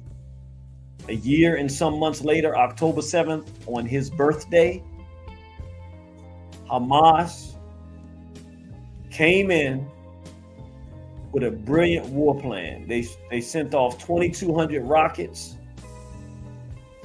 going into Israel. While Israel was focused on those 2,200 rockets, Hamas came in, shattered the communication systems on one area in that region that they were invading in. They breached the walls. They came in by sea, by air, and on the ground. They went into the places with the Israeli military. They killed all of them, and the ones they didn't kill, they took them hostage and took them back to Gaza or wherever they took them. We really don't know where they took them. And they hit them so hard by tearing down their communications. It took them 7 hours before they could even respond. Like, they got totally hit off guard on President Putin's birthday. All right. So what happened is Israel realized, we've been totally shown up. We're not invincible. So they said, if we let people think that we're vulnerable, Hezbollah and all of them are going to come in and totally annihilate us. So these Jews have said, forget it. We don't care what other rules. We're not even looking at it like everybody else is looking at it. We got demolished and mollywopped. We're going to send the message to every Arab on this planet, and white and black and anybody else. Don't mess with us, because they're so vulnerable right now. They can be crushed, and they don't want people to realize they can be crushed. So they're not accidentally killing people in these outlandish manners, like when they murdered these people. It's an intentional message. They're so afraid of what's going to happen if the world realizes what Hamas did, and actually the next wave, to try to prevent the next wave and assault on them. They're just going all the way out to do either of two things: either scare every Arab in the world out of thinking that they want to strike back against them, or going so hard that they get somebody to strike and bring the US and NATO into a war with Russia, so they can start this international war to get the white folks to all kill each other. So I believe that's why they did it. Yeah, they knew exactly who they were. They're trying to do things to ignite someone to attack them, but they want the attack to occur such that they can make it NATO and Russia in war with each other. They're trying to angle that war, and they're trying to show dominance and power and strength, because they were told to be totally weak, and their military got slaughtered that day. They got mollywopped, and they don't want anybody to see it that way. So they want people to forget the loss they took and only see the damage that they're doing. So they're continuing to do damage to say, don't you dare mess with us. So you're saying, I don't want to put words in your mouth, but I want to make sure I'm clear. Because I've been saying this, but you basically concur with my assessment that if worse come to worse, Israel is willing to, in essence, ignite World War III by drawing the US into a war, which draws NATO into a war, which, if NATO attacks Russia, that draws all of Russia's allies into a war, which pretty much lines up all of Europe and Asia and America and Canada into a war. I'm going to say, I think it's reverse. It's not if all worse comes to worse. No, I'm saying they were trying to do this from the beginning. Russia has just moved. President Putin is very wise, and the Russians, the way that they fight has been very wise. They haven't done the kind of assault on Ukraine that would legitimize and justify the West openly, boldly sending troops there to get slaughtered by the Russians. So the whole objective was for this to have happened a long time ago. Russia is just outmaneuvering the Hats. See, remember, the US, Israel, that doesn't mean anything. It's just a bunch of Jews. If you take away the countries and just look at it like the Jews are trying to get the Anglos to kill themselves. So that's the objective. It's not if worse comes to worse. That's what they're trying to do. The problem is, since they did that and they attacked Russia like that, Russia supported on the back end these Arabs, gave them the technology they needed, helped them organize, and they went in there and hit these Jews. So these Jews know, the Russian Empire, the bear, is working with these. This wasn't in the plan. This ain't in the playbook. So now these Jews are frantic because they like, if Russia does this again and these Arabs get their spunk up, they gonna come in and wipe us out. So now what they're trying to do is find a way to make this world war happen as fast as they can, because if it doesn't, what's going to happen is these Arabs are going to go try them again. And the next time, they're going to realize that their chin is weak. See, Israel's weak right now. They just have the offensive power of the U.S. But they know that their defenses can be broken because Russia showed them, now this is me talking, Russia didn't say this. I'm saying Russia showed them, look, dude, if you really want this thing to go down, we can really make it happen. And now that they went into Russia and murdered those people, that was Israel, that was the Jews. That wasn't no Ukraine, or that was the Jews. The Jews went in, they're ticked off with Russia, and they went in and started slaughtering Russians at that concert. President Putin knows exactly who did it. He knows exactly what they're doing. And Russia's talking about, we're going to find out if it's Ukraine's. All that's a bunch of talk. They know it's Israel. My prediction, I don't even think it's going to be 2 years. The Russians are going to work. They're not going to be on the front. You're not going to see them doing it. But they're going to hit these Jews so hard. I predict the Jews will be running on foot, fleeing, looking for asylum, trying to get to Africa. And I say that if any African leader or nation opens the door for them in asylum, not only that leader, but their families, their friends, and everybody they know should face the fire. No negotiations. Africa can only be a coffin for them. They can seek no asylum. There is no asylum for Jews in Africa. They're going to have to run to America. And I don't want them here. If I got anything to say about it, they ain't coming here, but I probably don't get to make that call. But Africa has to say no. I think that they're about to pay a price. Nobody sees this right now. The price Israel's about to pay is there will be no Tel Aviv. I really believe that. I think they're done. It doesn't look like it right now, but they mess with the bear, man. They in trouble. The worst decision they ever made was letting their ego send them on the ground, talking about they some Arabs, and go and start murdering Russians on the ground. President Putin not that kind of dude. He's not going to let that happen. He's not going to let his people be slaughtered like that. They're going to pay the price. If they think October 7th was something, they've never seen pain. What they about to see in the next 2 years is going to be legendary. And I'm looking forward to it. I wish the Russians the best. So, what was I getting ready to ask you? So that situation in where they attacked the Iranians in Syria, that's also with this to inflame this whole situation. They trying to get Iran to come out and wham them so that they can then go wham Iran and force Russia in. And when Russia jumps in, then the U.S. got to jump in, and then they can get the white folks to kill each other.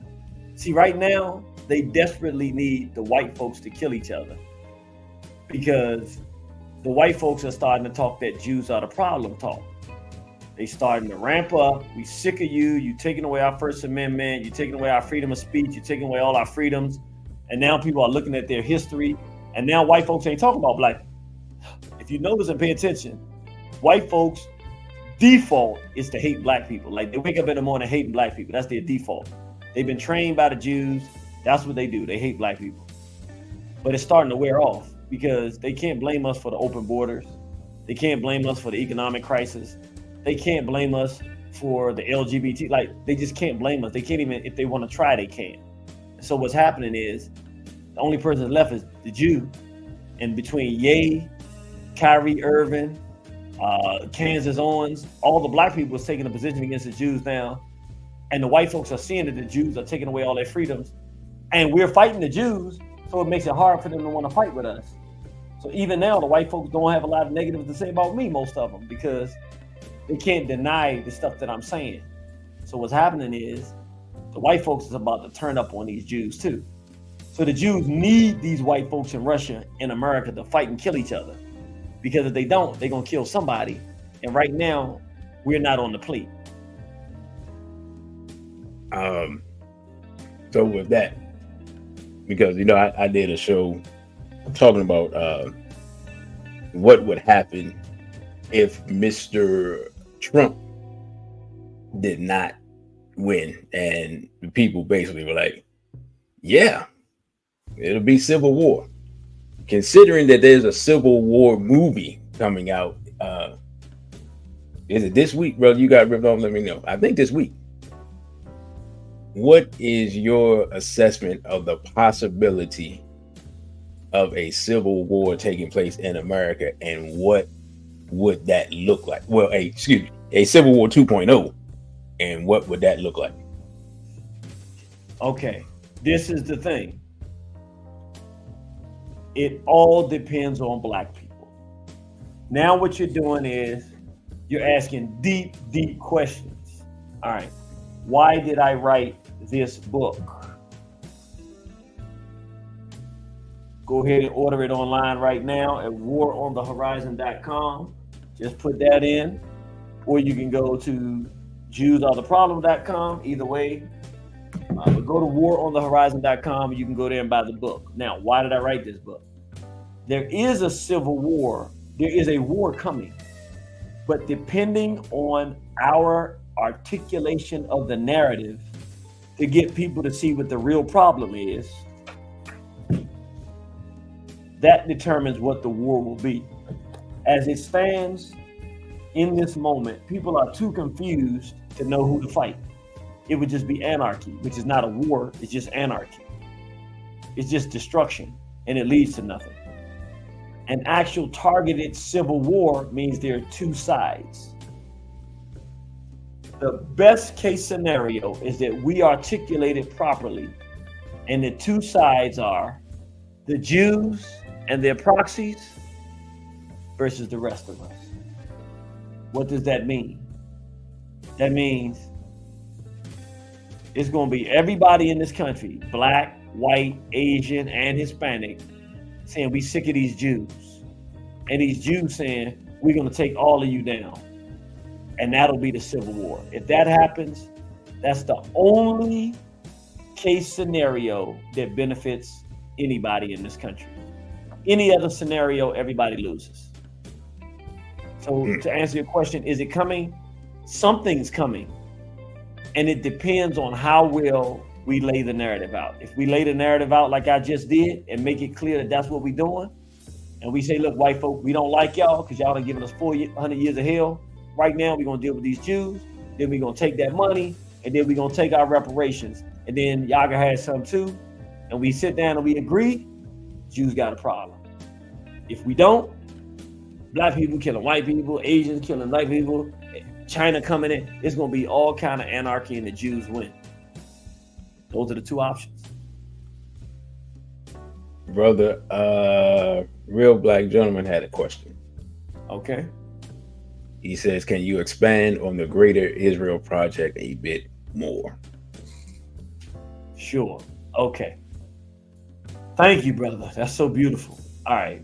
When we see this whole Ukraine war, we don't understand what these Jews are doing. I originally thought that they were trying to leave what they call Israel today and go to Ukraine. I now have a better understanding. No, they're trying to expand Israel into Ukraine, meaning they're trying to take that whole region. They want to exterminate Arabs, and they want to move because, see, Ukraine is the breadbasket really right in this moment of the world. That's what most of the wheat and a lot of the food comes from for the whole world. Like, Ukraine feeds everybody. If they control that, then when they control Ukraine, they can starve the whole world, which we always know has always been part of the Jewish world domination program, is to control food supplies. Then they can kill you by starving you. And they've done it before. Like, they've done it they did it in the Holodomor in Ukraine before, and they did it in Russia in the Bolshevik Revolution. So they've done it before. Like, we know what they did. They did it right where they are. So the Greater Israel Project is a project where They don't just want that little slither of land they call Israel now, which is really Palestine. They want to get rid of the Palestinians, move Syria, Jordan out, expand all the way to Ukraine, and then use Ukraine, which has all the food base, all the land base, all the mineral base. Like Ukraine is a minerally rich, resource rich powerhouse, particularly with food. So what it means is, when we see Russia defending its borders from the bioweapons and the LGBT coming from Ukraine, the Zelensky, what we're really looking at is the Jews saying, in order for us to really take Ukraine, we need to wipe out the population of Ukraine. So we'll draw Russia into a war to defend itself. I mean, they had to do it. Russia is doing a defense mechanism. It's not an offensive war. They have to do it to defend themselves. But from the Jewish perspective, they're getting the population wiped out so that it can be clean for the Jews to move into Ukraine. That's all it is for them. Like, we look at it differently. Russia and Ukraine going to war? No, it's not Russia and Ukraine going to war. Ukraine can't do anything with Russia. The Jews have set Ukrainians up to get slaughtered and are sending their children out and their women out, forcing them to go out to fight Russians who are armed and ready, and they get slaughtered, so that when the Jews come in, they don't have anybody to deal with. Because see, when they came into Palestine, they had millions of Palestinians there, and they still fighting that. They don't want to do that this time. So they're just they're culling, getting the Ukrainians slaughtered and exterminated so that they can move in. And they want to take Ukraine all the way down to, all the way over to the whole region we look at as Palestine and Jordan, Syria, all the way down to Egypt. That whole region is their plan to literally become the major powerhouse on the planet. And in saying that, part of the greater Israel construct is, in order for this to happen, they have to be a powerful military might. So what they've done is taken control of the United States of America and are using their power over the executive branch to transfer all of the powerful military equipment and resources and weaponry from the U.S. to Israel. They're just giving it to them so that they have the strongest army, and now getting the two major world powerhouses to fight each other, Russia and America. And then when that happens and America is crushed, they'll bring in China, because they have a lot of inroads in China now, to fight America and hold America down. And then they will be the world military powerhouse, because they would have gotten the other two places to fight and kill each other. And then Israel will be like the world power. That's their plan. So the brothers said that, in essence, to restore the Khazarian Empire, because as we know, the Western quote unquote Jews that we see today, they're genetically linked mostly to that region. Not totally, but mostly to that region, where along, what is that, the Black Sea and that Caucasus area, which used to be, I guess what, 1,000 years ago now, it used to be the Khazar region. I thought I saw another question, but I do not.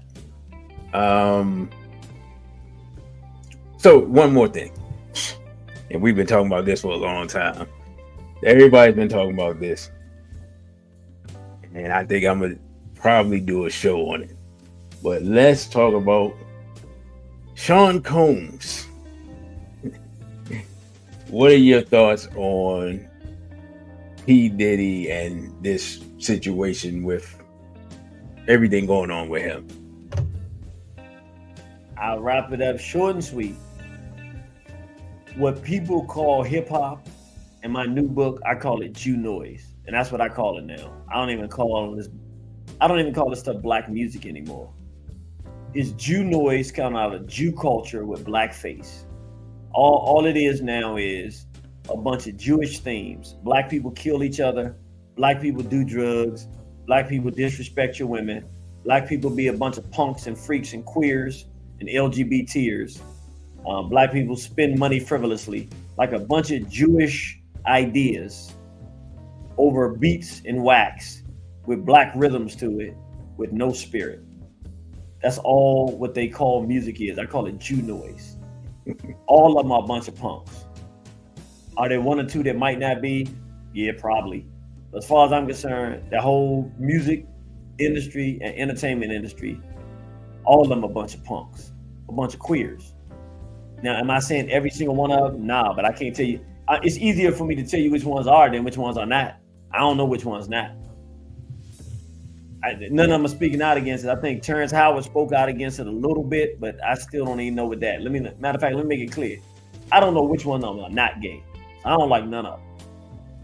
All of it is just a bunch of filthy, degenerate homophilia. And P. Diddy is working with these hats, one of the major purveyors of this sick, perverted, disgusting filth. He's one of them. He's a punk. He's a queer. And a bunch of them is queers. And anybody running around with him was queers. Dudes staying at his house. Game was staying with him, and Mace, and all these guys. As far as I'm concerned, they're all queers. I mean, as far as I'm concerned, I mean, I don't know them personally, but they in this industry and they run around with this queer. And where I come from, queers run with queers. I ain't no queer. I don't got no queer friends. I don't even know what that means. Just a bunch of queers. That's my answer. They a bunch of queers, and I hope they all go down. I want the whole industry to go down because it's filth and degeneracy and it's destroying our people. Hope all of them fall. That's how I feel about it. And I just wanted to say, I forgot to ask you to bring a clip because, you know, they're saying now, and these are just rumors and innuendo, but the discussion now is the possibility of the Carters, Sean and Beyonce, being drawn into this. Would you just please remind the people who was the person that told us about Jay-Z and Marina Abramovic and who she is? I should have asked you to bring a clip, but I didn't, so my apologies for that, brother.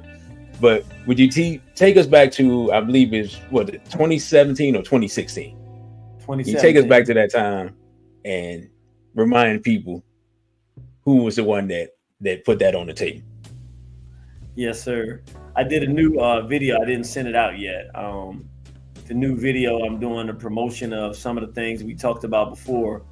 The feminization of the black male and things of that nature. In 2017, we did the Pizzagate lecture because in the 2016, we found out about Marina Abramovic, this devil-worshiping cannibal, sick, queer. I'm almost sure she's a Jew. Abramovic traditionally is a Jewish name. She lies and says she's not Jewish. She's a Jew. I'm not positive of that, but she's a Jew. This is literally a cannibal, like a modern day straight up cannibal. Queer. I've seen some videos of her, man. I've seen stuff that I've never shared with people. I've never seen some of the freakish stuff that I see her, man. This is a queer demon, man. But there's a video of Jay-Z with Marina Abramovic, this satanic, Satan worshiping, blood drinking, spirit cooking freak, where Jay-Z is dancing with her. And then we also have videos, images of Beyonce hanging out with her, and even images of them with her picture behind them, which represents cannibalism, homosexuality, pedophilia, the drinking of adrenochrome. All of this stuff is real. I mean, I hate to say it. I didn't do all this weird stuff. This is not my stuff. If I was to share some of the information and stuff that I have, it would blow people's mind. But I don't, because we've shared enough information for people to know. But in 2017, we did the lecture, Pizzagate, the new slave trade. You can go to waronthehorizon.com and go get the Pizzagate, get the electronic copy. You get it within 24 hours, download it, keep it for posterity. We broke down this child sex trafficking internationally and how these rappers are involved with this satanic stuff. And we show it. Like, we don't just talk about it. We show you who she is, what she does, and we show you Jay-Z performing with her. And it's very clear that we're dealing with some people involved in some very sadistic, demonic behavior.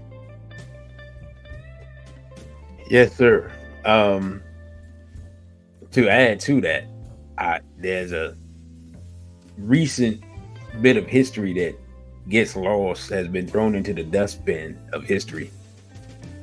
Everybody forgets that Sean Carter became very good friends with Robert Kelly.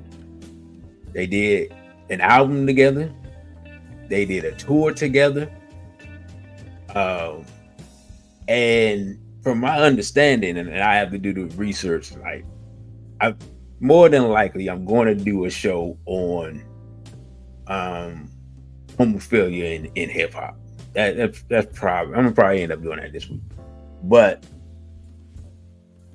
with that, is there any way that a person can hang out with somebody that they know is a pedophile? Like there's no debating Robert Kelly. Like, this is something we knew, I don't know, really in the 90s, really. Yeah, right. Is there any reason for Sean Carter to be hanging out with this dude and for this to be his ace? Is there any way for him not to know that he's a pedophile? And if he knows that, is there any reason for a non-pedophile to be hanging with a pedophile and not try to bust them upside the head with a brick? I'm gonna say it like this. I'm gonna answer it the easy way. Is there any reason that he would be hanging out with him? Yeah, birds of a feather. Them dudes, birds of a feather, as far as I'm concerned. Like I said, they all queers. That's my answer. They're queers, and that's how queers act. These are a bunch of freak, degenerate dudes. I don't like none of them. Man, look, I started looking at it. Look, when DMX made that song, I'm gonna bring it to you, cowards, and you better be quick. All you businessmen have been to jail before. Suck my. I was like, hold, dude, hold. This was in the 90s. Y'all gonna make me lose my mind. I was like, nah, you just lost your mind, dude. What did you just say? And I was like, why you want dudes that's been to jail to do that? That don't make sense. You ain't say all you dudes who think you can out rap me, suck my. I wouldn't have thought the same thing. Why you bring up the fact they was in jail? What that got to do with you telling them to do that? And why you starting a song off like that? And then it was on the same album or a different album. I don't even listen to albums, but somehow I was listening to an album. And on the end of one of them DMX albums, I don't think it was him, but it was one of the people on the album with him. He said something, I make dudes getting their thongs and strip tease in front of me is fun to me. And I was like, what? A dude in a thong, you make him strip tease in front of you is fun to you? What? That's gay. And I'm like, hip hop is gay. And I was saying that in the 90s, and people was like, nah, you be taking things too. And then when Biggie Small's song Dead Wrong came out, he started talking about I want it young, fresh, and green with no hair in between. I'm like, yo, that's pedophilia. People was like, nah, man, nah. I was like, nah, ain't no nah. What you think he talking about? I said, that's pedophilia, man. So to me, since NWA, the direction everything has been going is homophilia and basically homosexuality and pedophilia. And the whole industry, that's all it is as far as I'm concerned. It's a bunch of Jew noise. And that's what Jews do. We know about the whole Babylonian Talmud. We know about the Mazitza Pape. It's a pedophilic, freaky, gay culture that they control in the whole entertainment industry, and it's Babylonian Talmud culture. So what you listening to is Jew noise. And all of these dudes, I'm just wrapping them all up. They all the same to me. They in that industry and they running in them circles, all of them the same. I heard that Meek Mill's audio with Puffy, according to what they said it was. I wish I could take that out of my head and my ears. I don't ever want to hear that again. But I'm gonna tell you like this: it's a wake up call for all of us. Man, we shouldn't even be listening to that stuff. We're listening to Jew noise. It's just gay. When you call yourself an N-word, you being gay. Only a gay person hates themselves that much. The only people that the best way they can assault you is to tell you that you them is a gay person. So the only people that insult themselves and hate themselves like that is gays. Calling yourself an N-word, it's gay, man. Listening to talking like, yeah, these N's, that's gay, man. Don't no man defile himself like that. It's gay. We just got into a whole gay culture. Everything about it is gay. Remember, Dr. Dre was gay. He was the one making the beat for NWA, talking about to kill a hooker. You're gonna kill a hooker. Like, I'm not saying that hooker is good, but if you gonna do something with a hooker, killing her not what you should do. I'm not saying you should do nothing with a hooker, but like that ain't black men talking about killing a hooker. That nah, man, and raping children and stuff. That's gay, man. All these bambas is gay, man. Falling like they just all gay. That's my answer. All of them gay. You just reminded me of one of my favorite rappers back in the day. I had to stop listening to him, MC Ren. He threw some pedophilia in a song randomly. You expecting one thing to happen, and that's going way back. The list of questionable lyrics. I wish I knew the brother's name. It was a brother that had he had a video and it went viral, and he was just taking songs, lines in hip hop that he said were suspect. Man, look. And he would play it, and he did a whole series out of this. And what you say? Skeevy, blotitious. No, he, she. Listen, he, she, blotitious, skeevy, delicious. Give me, give it good. Wait, what are you talking about? He, she, bloated. What is blotitious? I don't want to know. But he, she, blotitious, skeevy, which means disgusting, delicious. Nah, Joe, this stuff is gay, man. This dude's gay, man. But here's the thing. Whose song was that? Huh? Remember who produced that track? Flavor in your ear. I don't know. Puppy? Puppy produced that. That's a Bad Boy track. Yeah, that was was Bad Boy. that was the remix for Flavor in your ear. I can't Craig Mack. Yeah, that was a Craig Mack remix. He had LL saying anyway. And that was almost 30 years ago. So we are at the 2-hour mark. So I'm not gonna hold you much longer, brother. I'll give the people about 15 more minutes. You got 15 more minutes in you? Okay, we'll do 15 and then we wrap it up. All right. If the people in the chat, if you got any questions, put your questions in now. And while we waiting for that, have you seen and I should have wrote it down, but speaking of the whole Israel thing, have you seen where they are using AI to target people, and that's one of the reasons why they've been so successful at killing civilians? Yeah, they using the AI, but I'm gonna be honest. Yes, but I'm gonna say we looking at it different than they looking at it. They got attacked and shown that there's holes in their armor, so their objective is to just slaughter as many people as they can and be as heinous as they can be. The objective is to scare the world. So they're not looking at it like us going after Hamas and they being reckless and they're killing civilians. There ain't no Jew thinking like that. He like, I'm gonna lay the pain down, I'm gonna lay this hammer on them, and I'm gonna scare everybody. And so yeah, they are using AI, which is in my book. That's what I talked about in the last chapter. I said before they get AI at the level they want it to be, we better start dealing with this Jew now, because they want to get it where we fighting robot dogs and I'm not making this stuff up. I've seen some of these mechanical dogs. Like, these Jews, they serious about world conquest, and we got to be just as serious about them not doing world conquest. And it's about that time. It's that time is starting now. Brother, to your point, and it sounds ridiculous, what I'm gonna say, they're working on not just robot dogs, but upright humanoid robots, mech suits, like basically the stuff that when we grew up was the science fiction is stuff that's being worked on now. I'm seriously debating doing a lecture called 21st Century Warfare, dealing with that, because our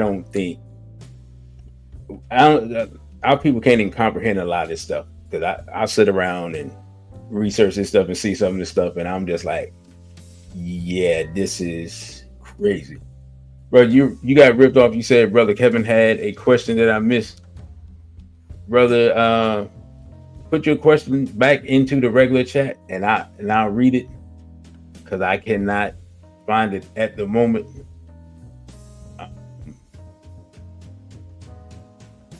Sister Neff asks, "Are you still having Chopped It Up in Baltimore, or will you have it again?"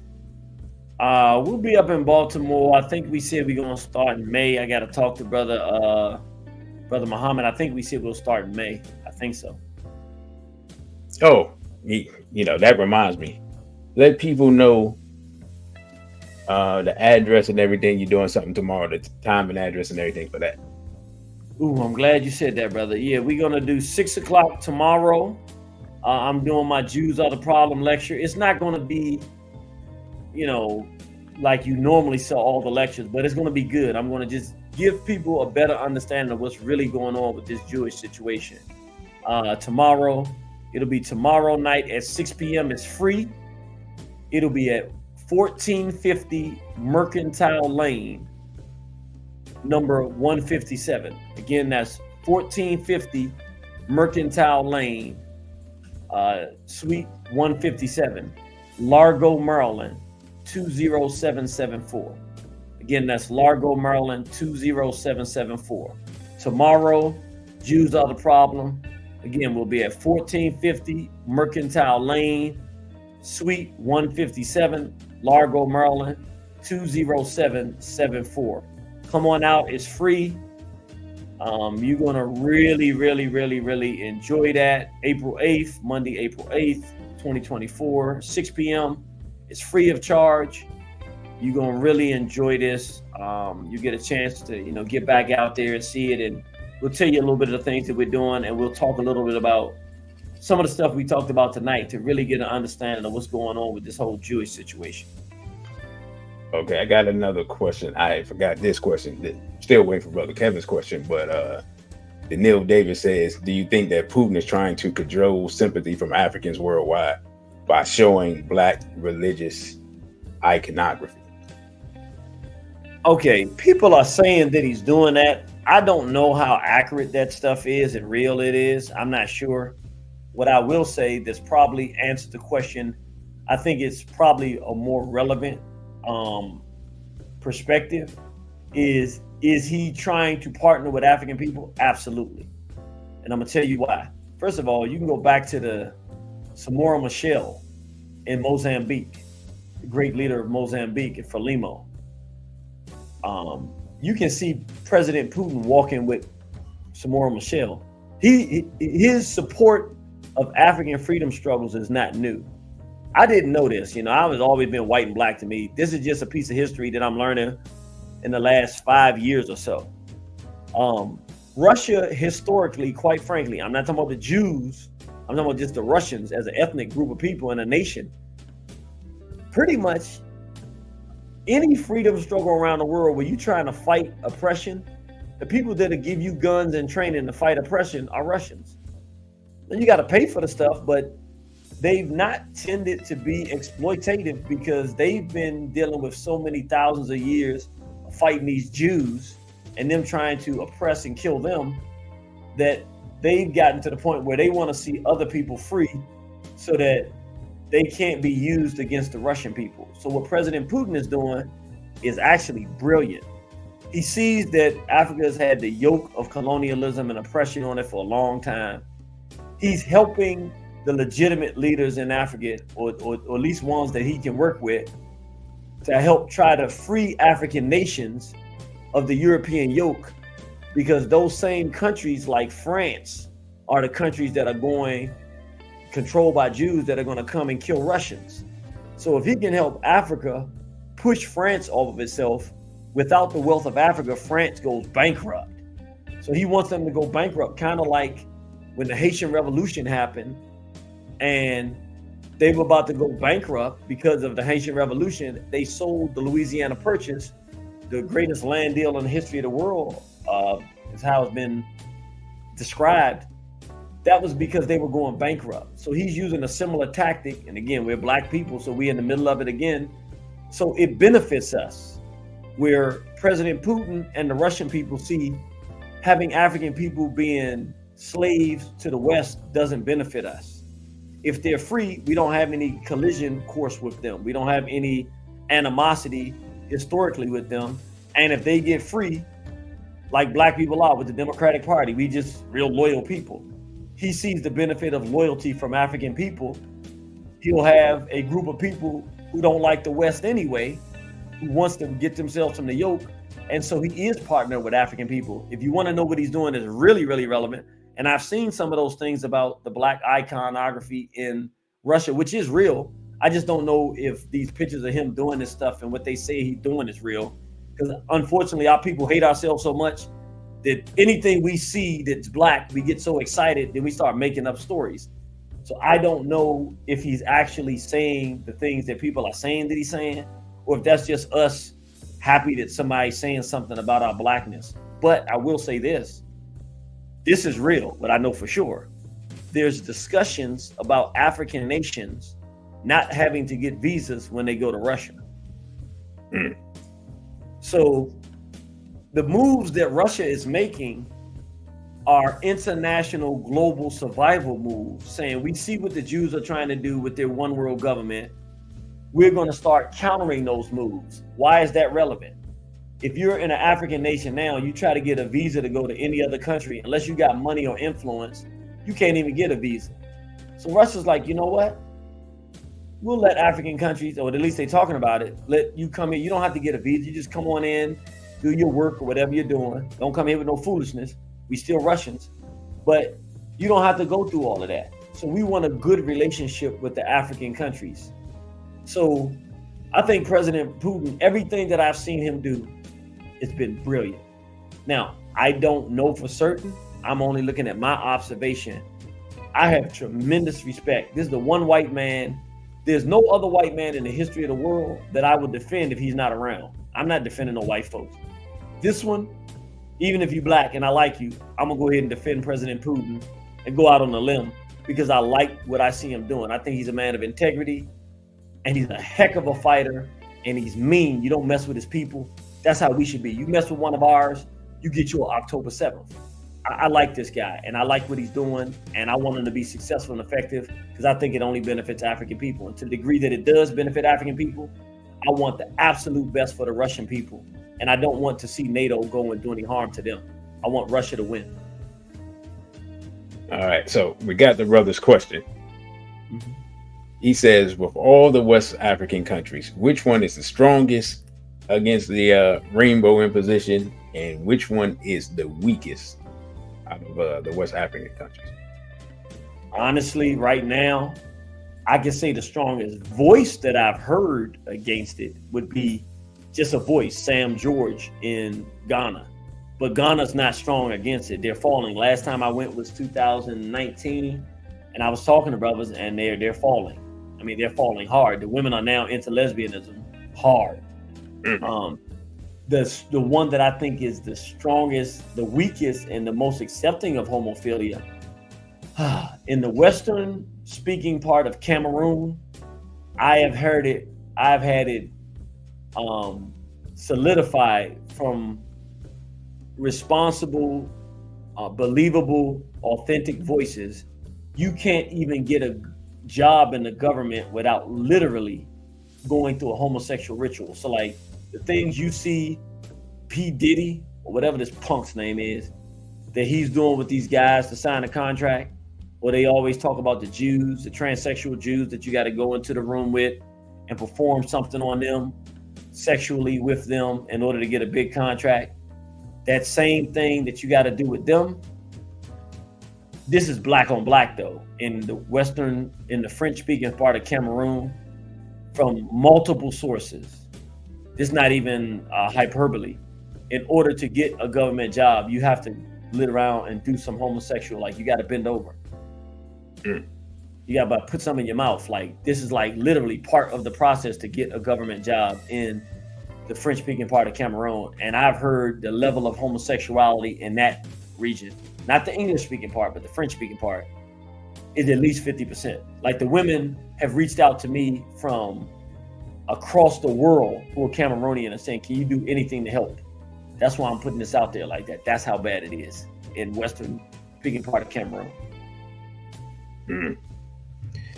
Yeah, you told me that before, but I had forgot, and you reminded me just, man.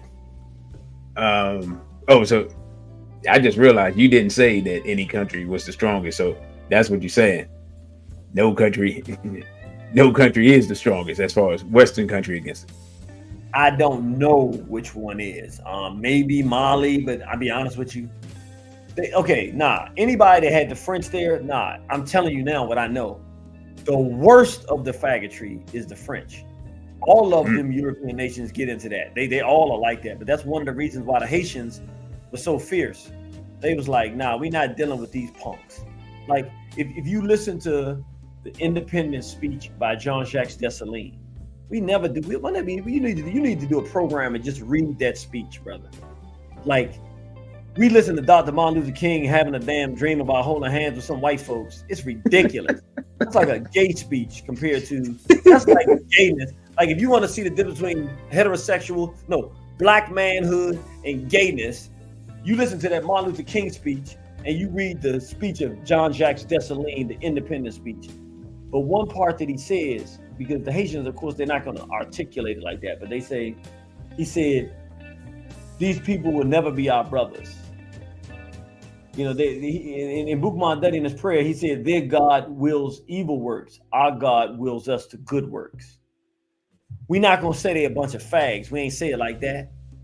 But in the language describing the French and their behavior is the coded messaging of the hatred of their homophilia.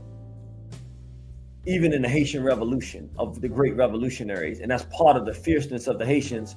We'll never bend over. Like, we'll never be what you want us to be. We're men. We're women. We have integrity. We'll fight you.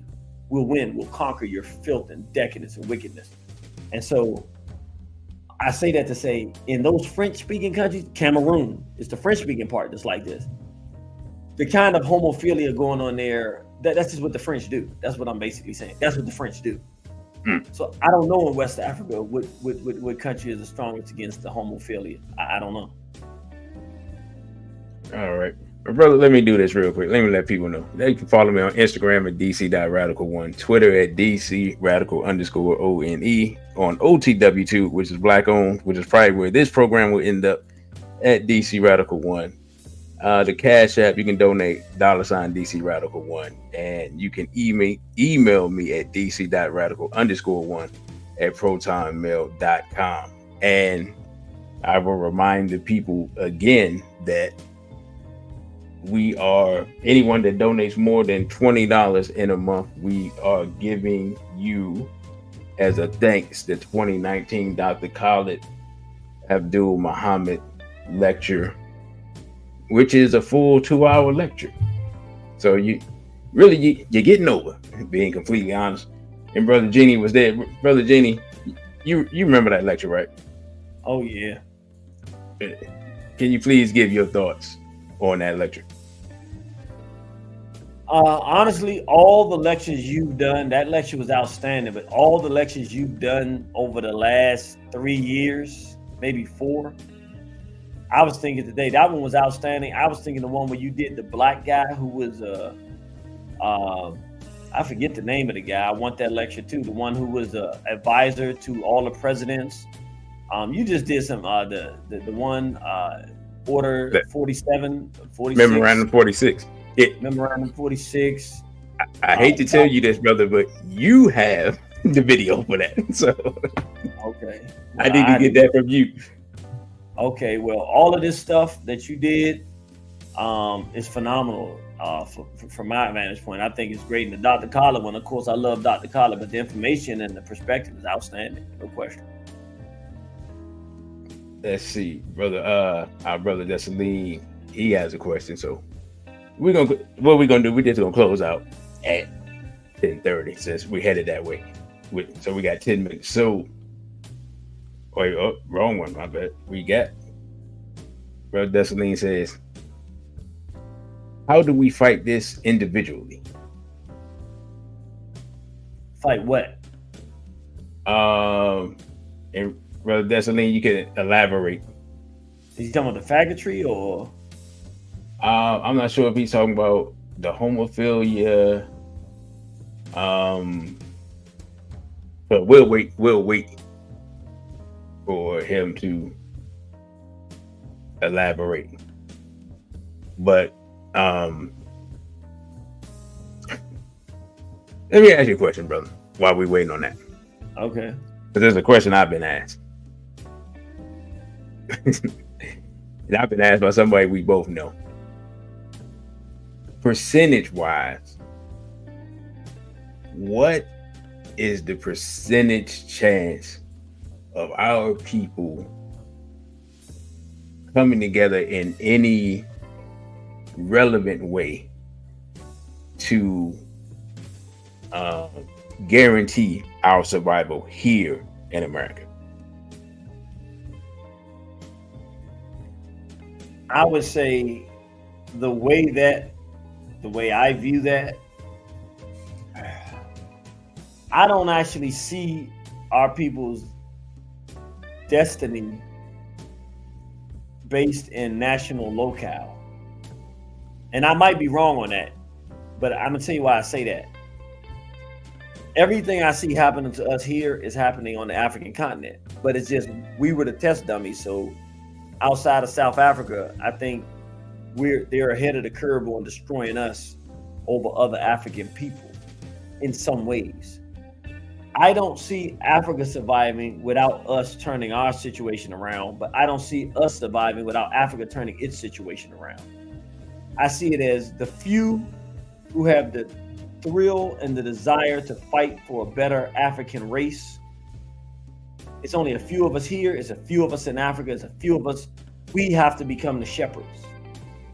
So to answer the brother's question, he was asking how's the homophile agenda gonna do it. And to answer your question, yeah, I think we can save ourselves here, but it won't be in the context of saving ourselves in America. It'll be a racial thing.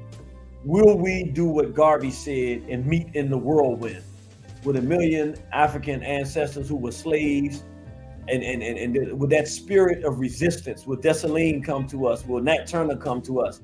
Will Queen Nzinga come to us? Will Hannibal of Carthage come to us? Will our ancestral memory of Robert F. Williams and Mama Mabel Williams, will it come to us and we say, as African people, we're going to unite ideologically first? We're African. We're not trying to be no Indians, you know what I'm saying?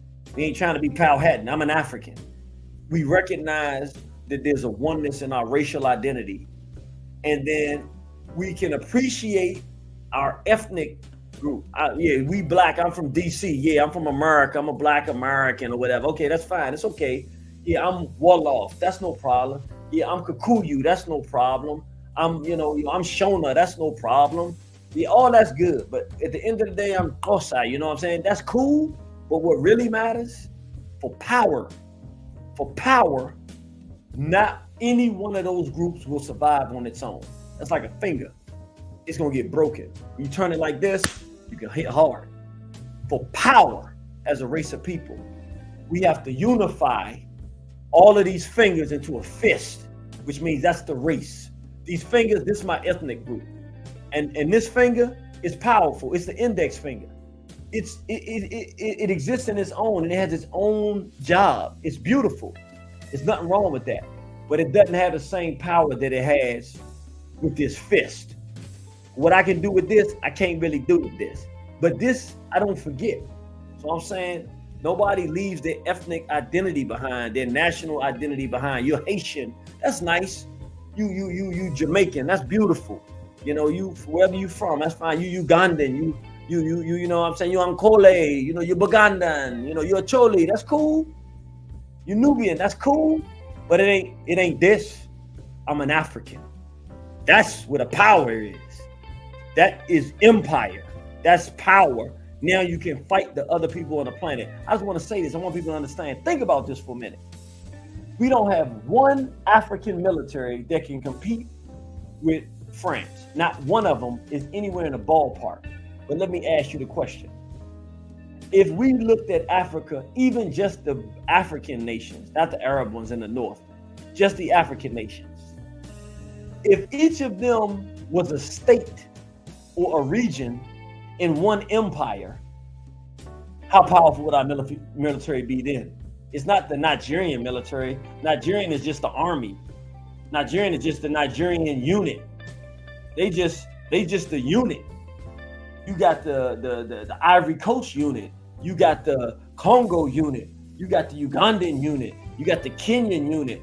You got an Air Force, and each one of those is a different section of the same Air Force. You got the Ethiopian ground forces. You got the, you know what I'm saying, the Sudanese ground forces, but they all part of the same nation. Can you see the difference in that? Now you can fight France. If all of those nations say we're going to bind together, you can't get no goods from Africa, France. And since we all are one, if you do anything, you're not fighting the black people in Mali. If there's a Frenchman on the ground anywhere, his head goes to the ground. Anywhere on the African continent, anywhere. And if we take it a step further, we can really get dope and be like, you know what? Why I gotta be Africa? I live in America. It's more black people than it is French. So you better not have a French restaurant, because I'm assuming everybody in there French. You have a bad day. Like we gotta start getting, that's where our victory comes. The war in our people comes from unity and understanding the power and an identity. It's not undoable.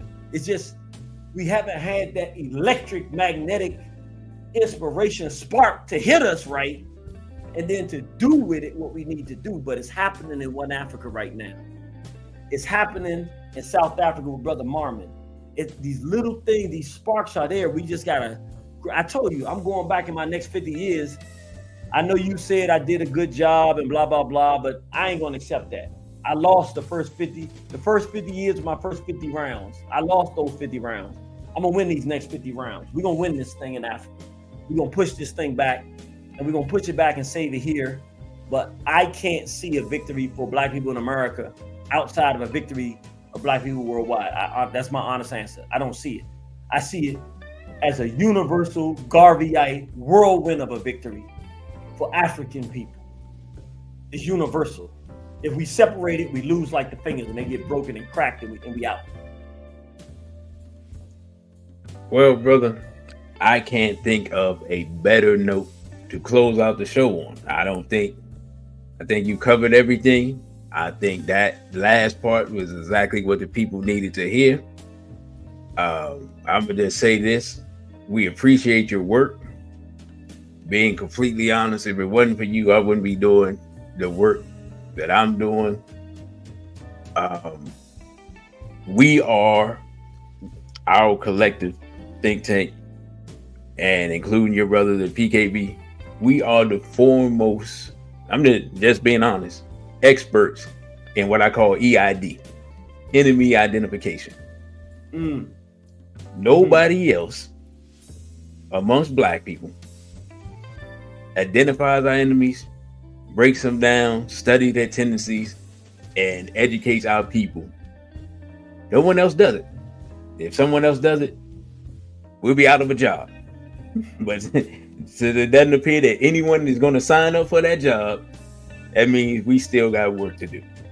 Yes, sir. So, brother, I thank you for showing up. We appreciate your work. We appreciate the message that you've given us. We appreciate the work you're doing on the continent. We appreciate the work that you've done here. And, you know, for the people, brother, you got ripped off. Please put Brother Genie's Cashapp so the people can show him some love tonight for all the work that he has done, and to show appreciation for showing up here on the center. So with that, brothers and sisters, I thank you all for listening. Do not forget to like, share, and subscribe. And for those of you who are new and just here for Brother Genie, just do me a favor. Just hit the subscribe button. You don't even have to come back until Brother Genie comes back, but just hit the subscribe button. And again, check your notifications, because I'll be back this week, probably Tuesday, because I got a feeling we're just gonna have to go ahead and do a show on hip hop and homophilia. It's about that time. So with that, I say a BB for well, hold up, Brother Genie, you have any last words? I've been telling Brother Conrad this for a minute, but I really mean it when I say it. One of the reasons that I stopped doing as much, I mean, a lot of it is because they put me off of the internet and stuff like that, but that's only one of the reasons. Part of the other reason is Brother Conrad's information is so good and so beneficial to me. I've gotten to the point where I'd rather just listen to him do stuff to me come on and do stuff. So it's probably unfair to you and other people, but I thank you for doing what you're doing, brother, because you've made me lazy. I don't even want to do programs no more. I used to love doing radio and stuff like that. I'd rather listen to your stuff, and you bring me on every now and then. I get to get off my chest and talk to the people about stuff that I'm doing, but I love what you're doing, bro, so please don't stop. And I mean that. I don't be saying, you know me, bro. I'm not favorable, friendly like that. You already know that. But I love the work you're doing, bro. I mean that. That's 100% on 100. I appreciate that, brother, because for those that don't know Brother Genie, remember, this is a man that had the motto, we're not here to be your friend. We're here to save our race. So that tells you all you need to know about the brother. Oh, well. So with that, brothers and sisters, I thank you all for listening. Don't forget to like, share, and subscribe. Follow us on our other social media platforms. And with that, I say a BB for ODA and Street Black Pride. Street Black Pride. Thank you for watching this video. Don't forget to like, share, and subscribe. Also follow us on our other social media platforms. On Instagram, we're at dc.radical1. On Twitter, we're at dc_radical_one. And the Cashapp is $DcRadical1. Again, thank you for subscribing. A BB for ODA and Straight Black Pride.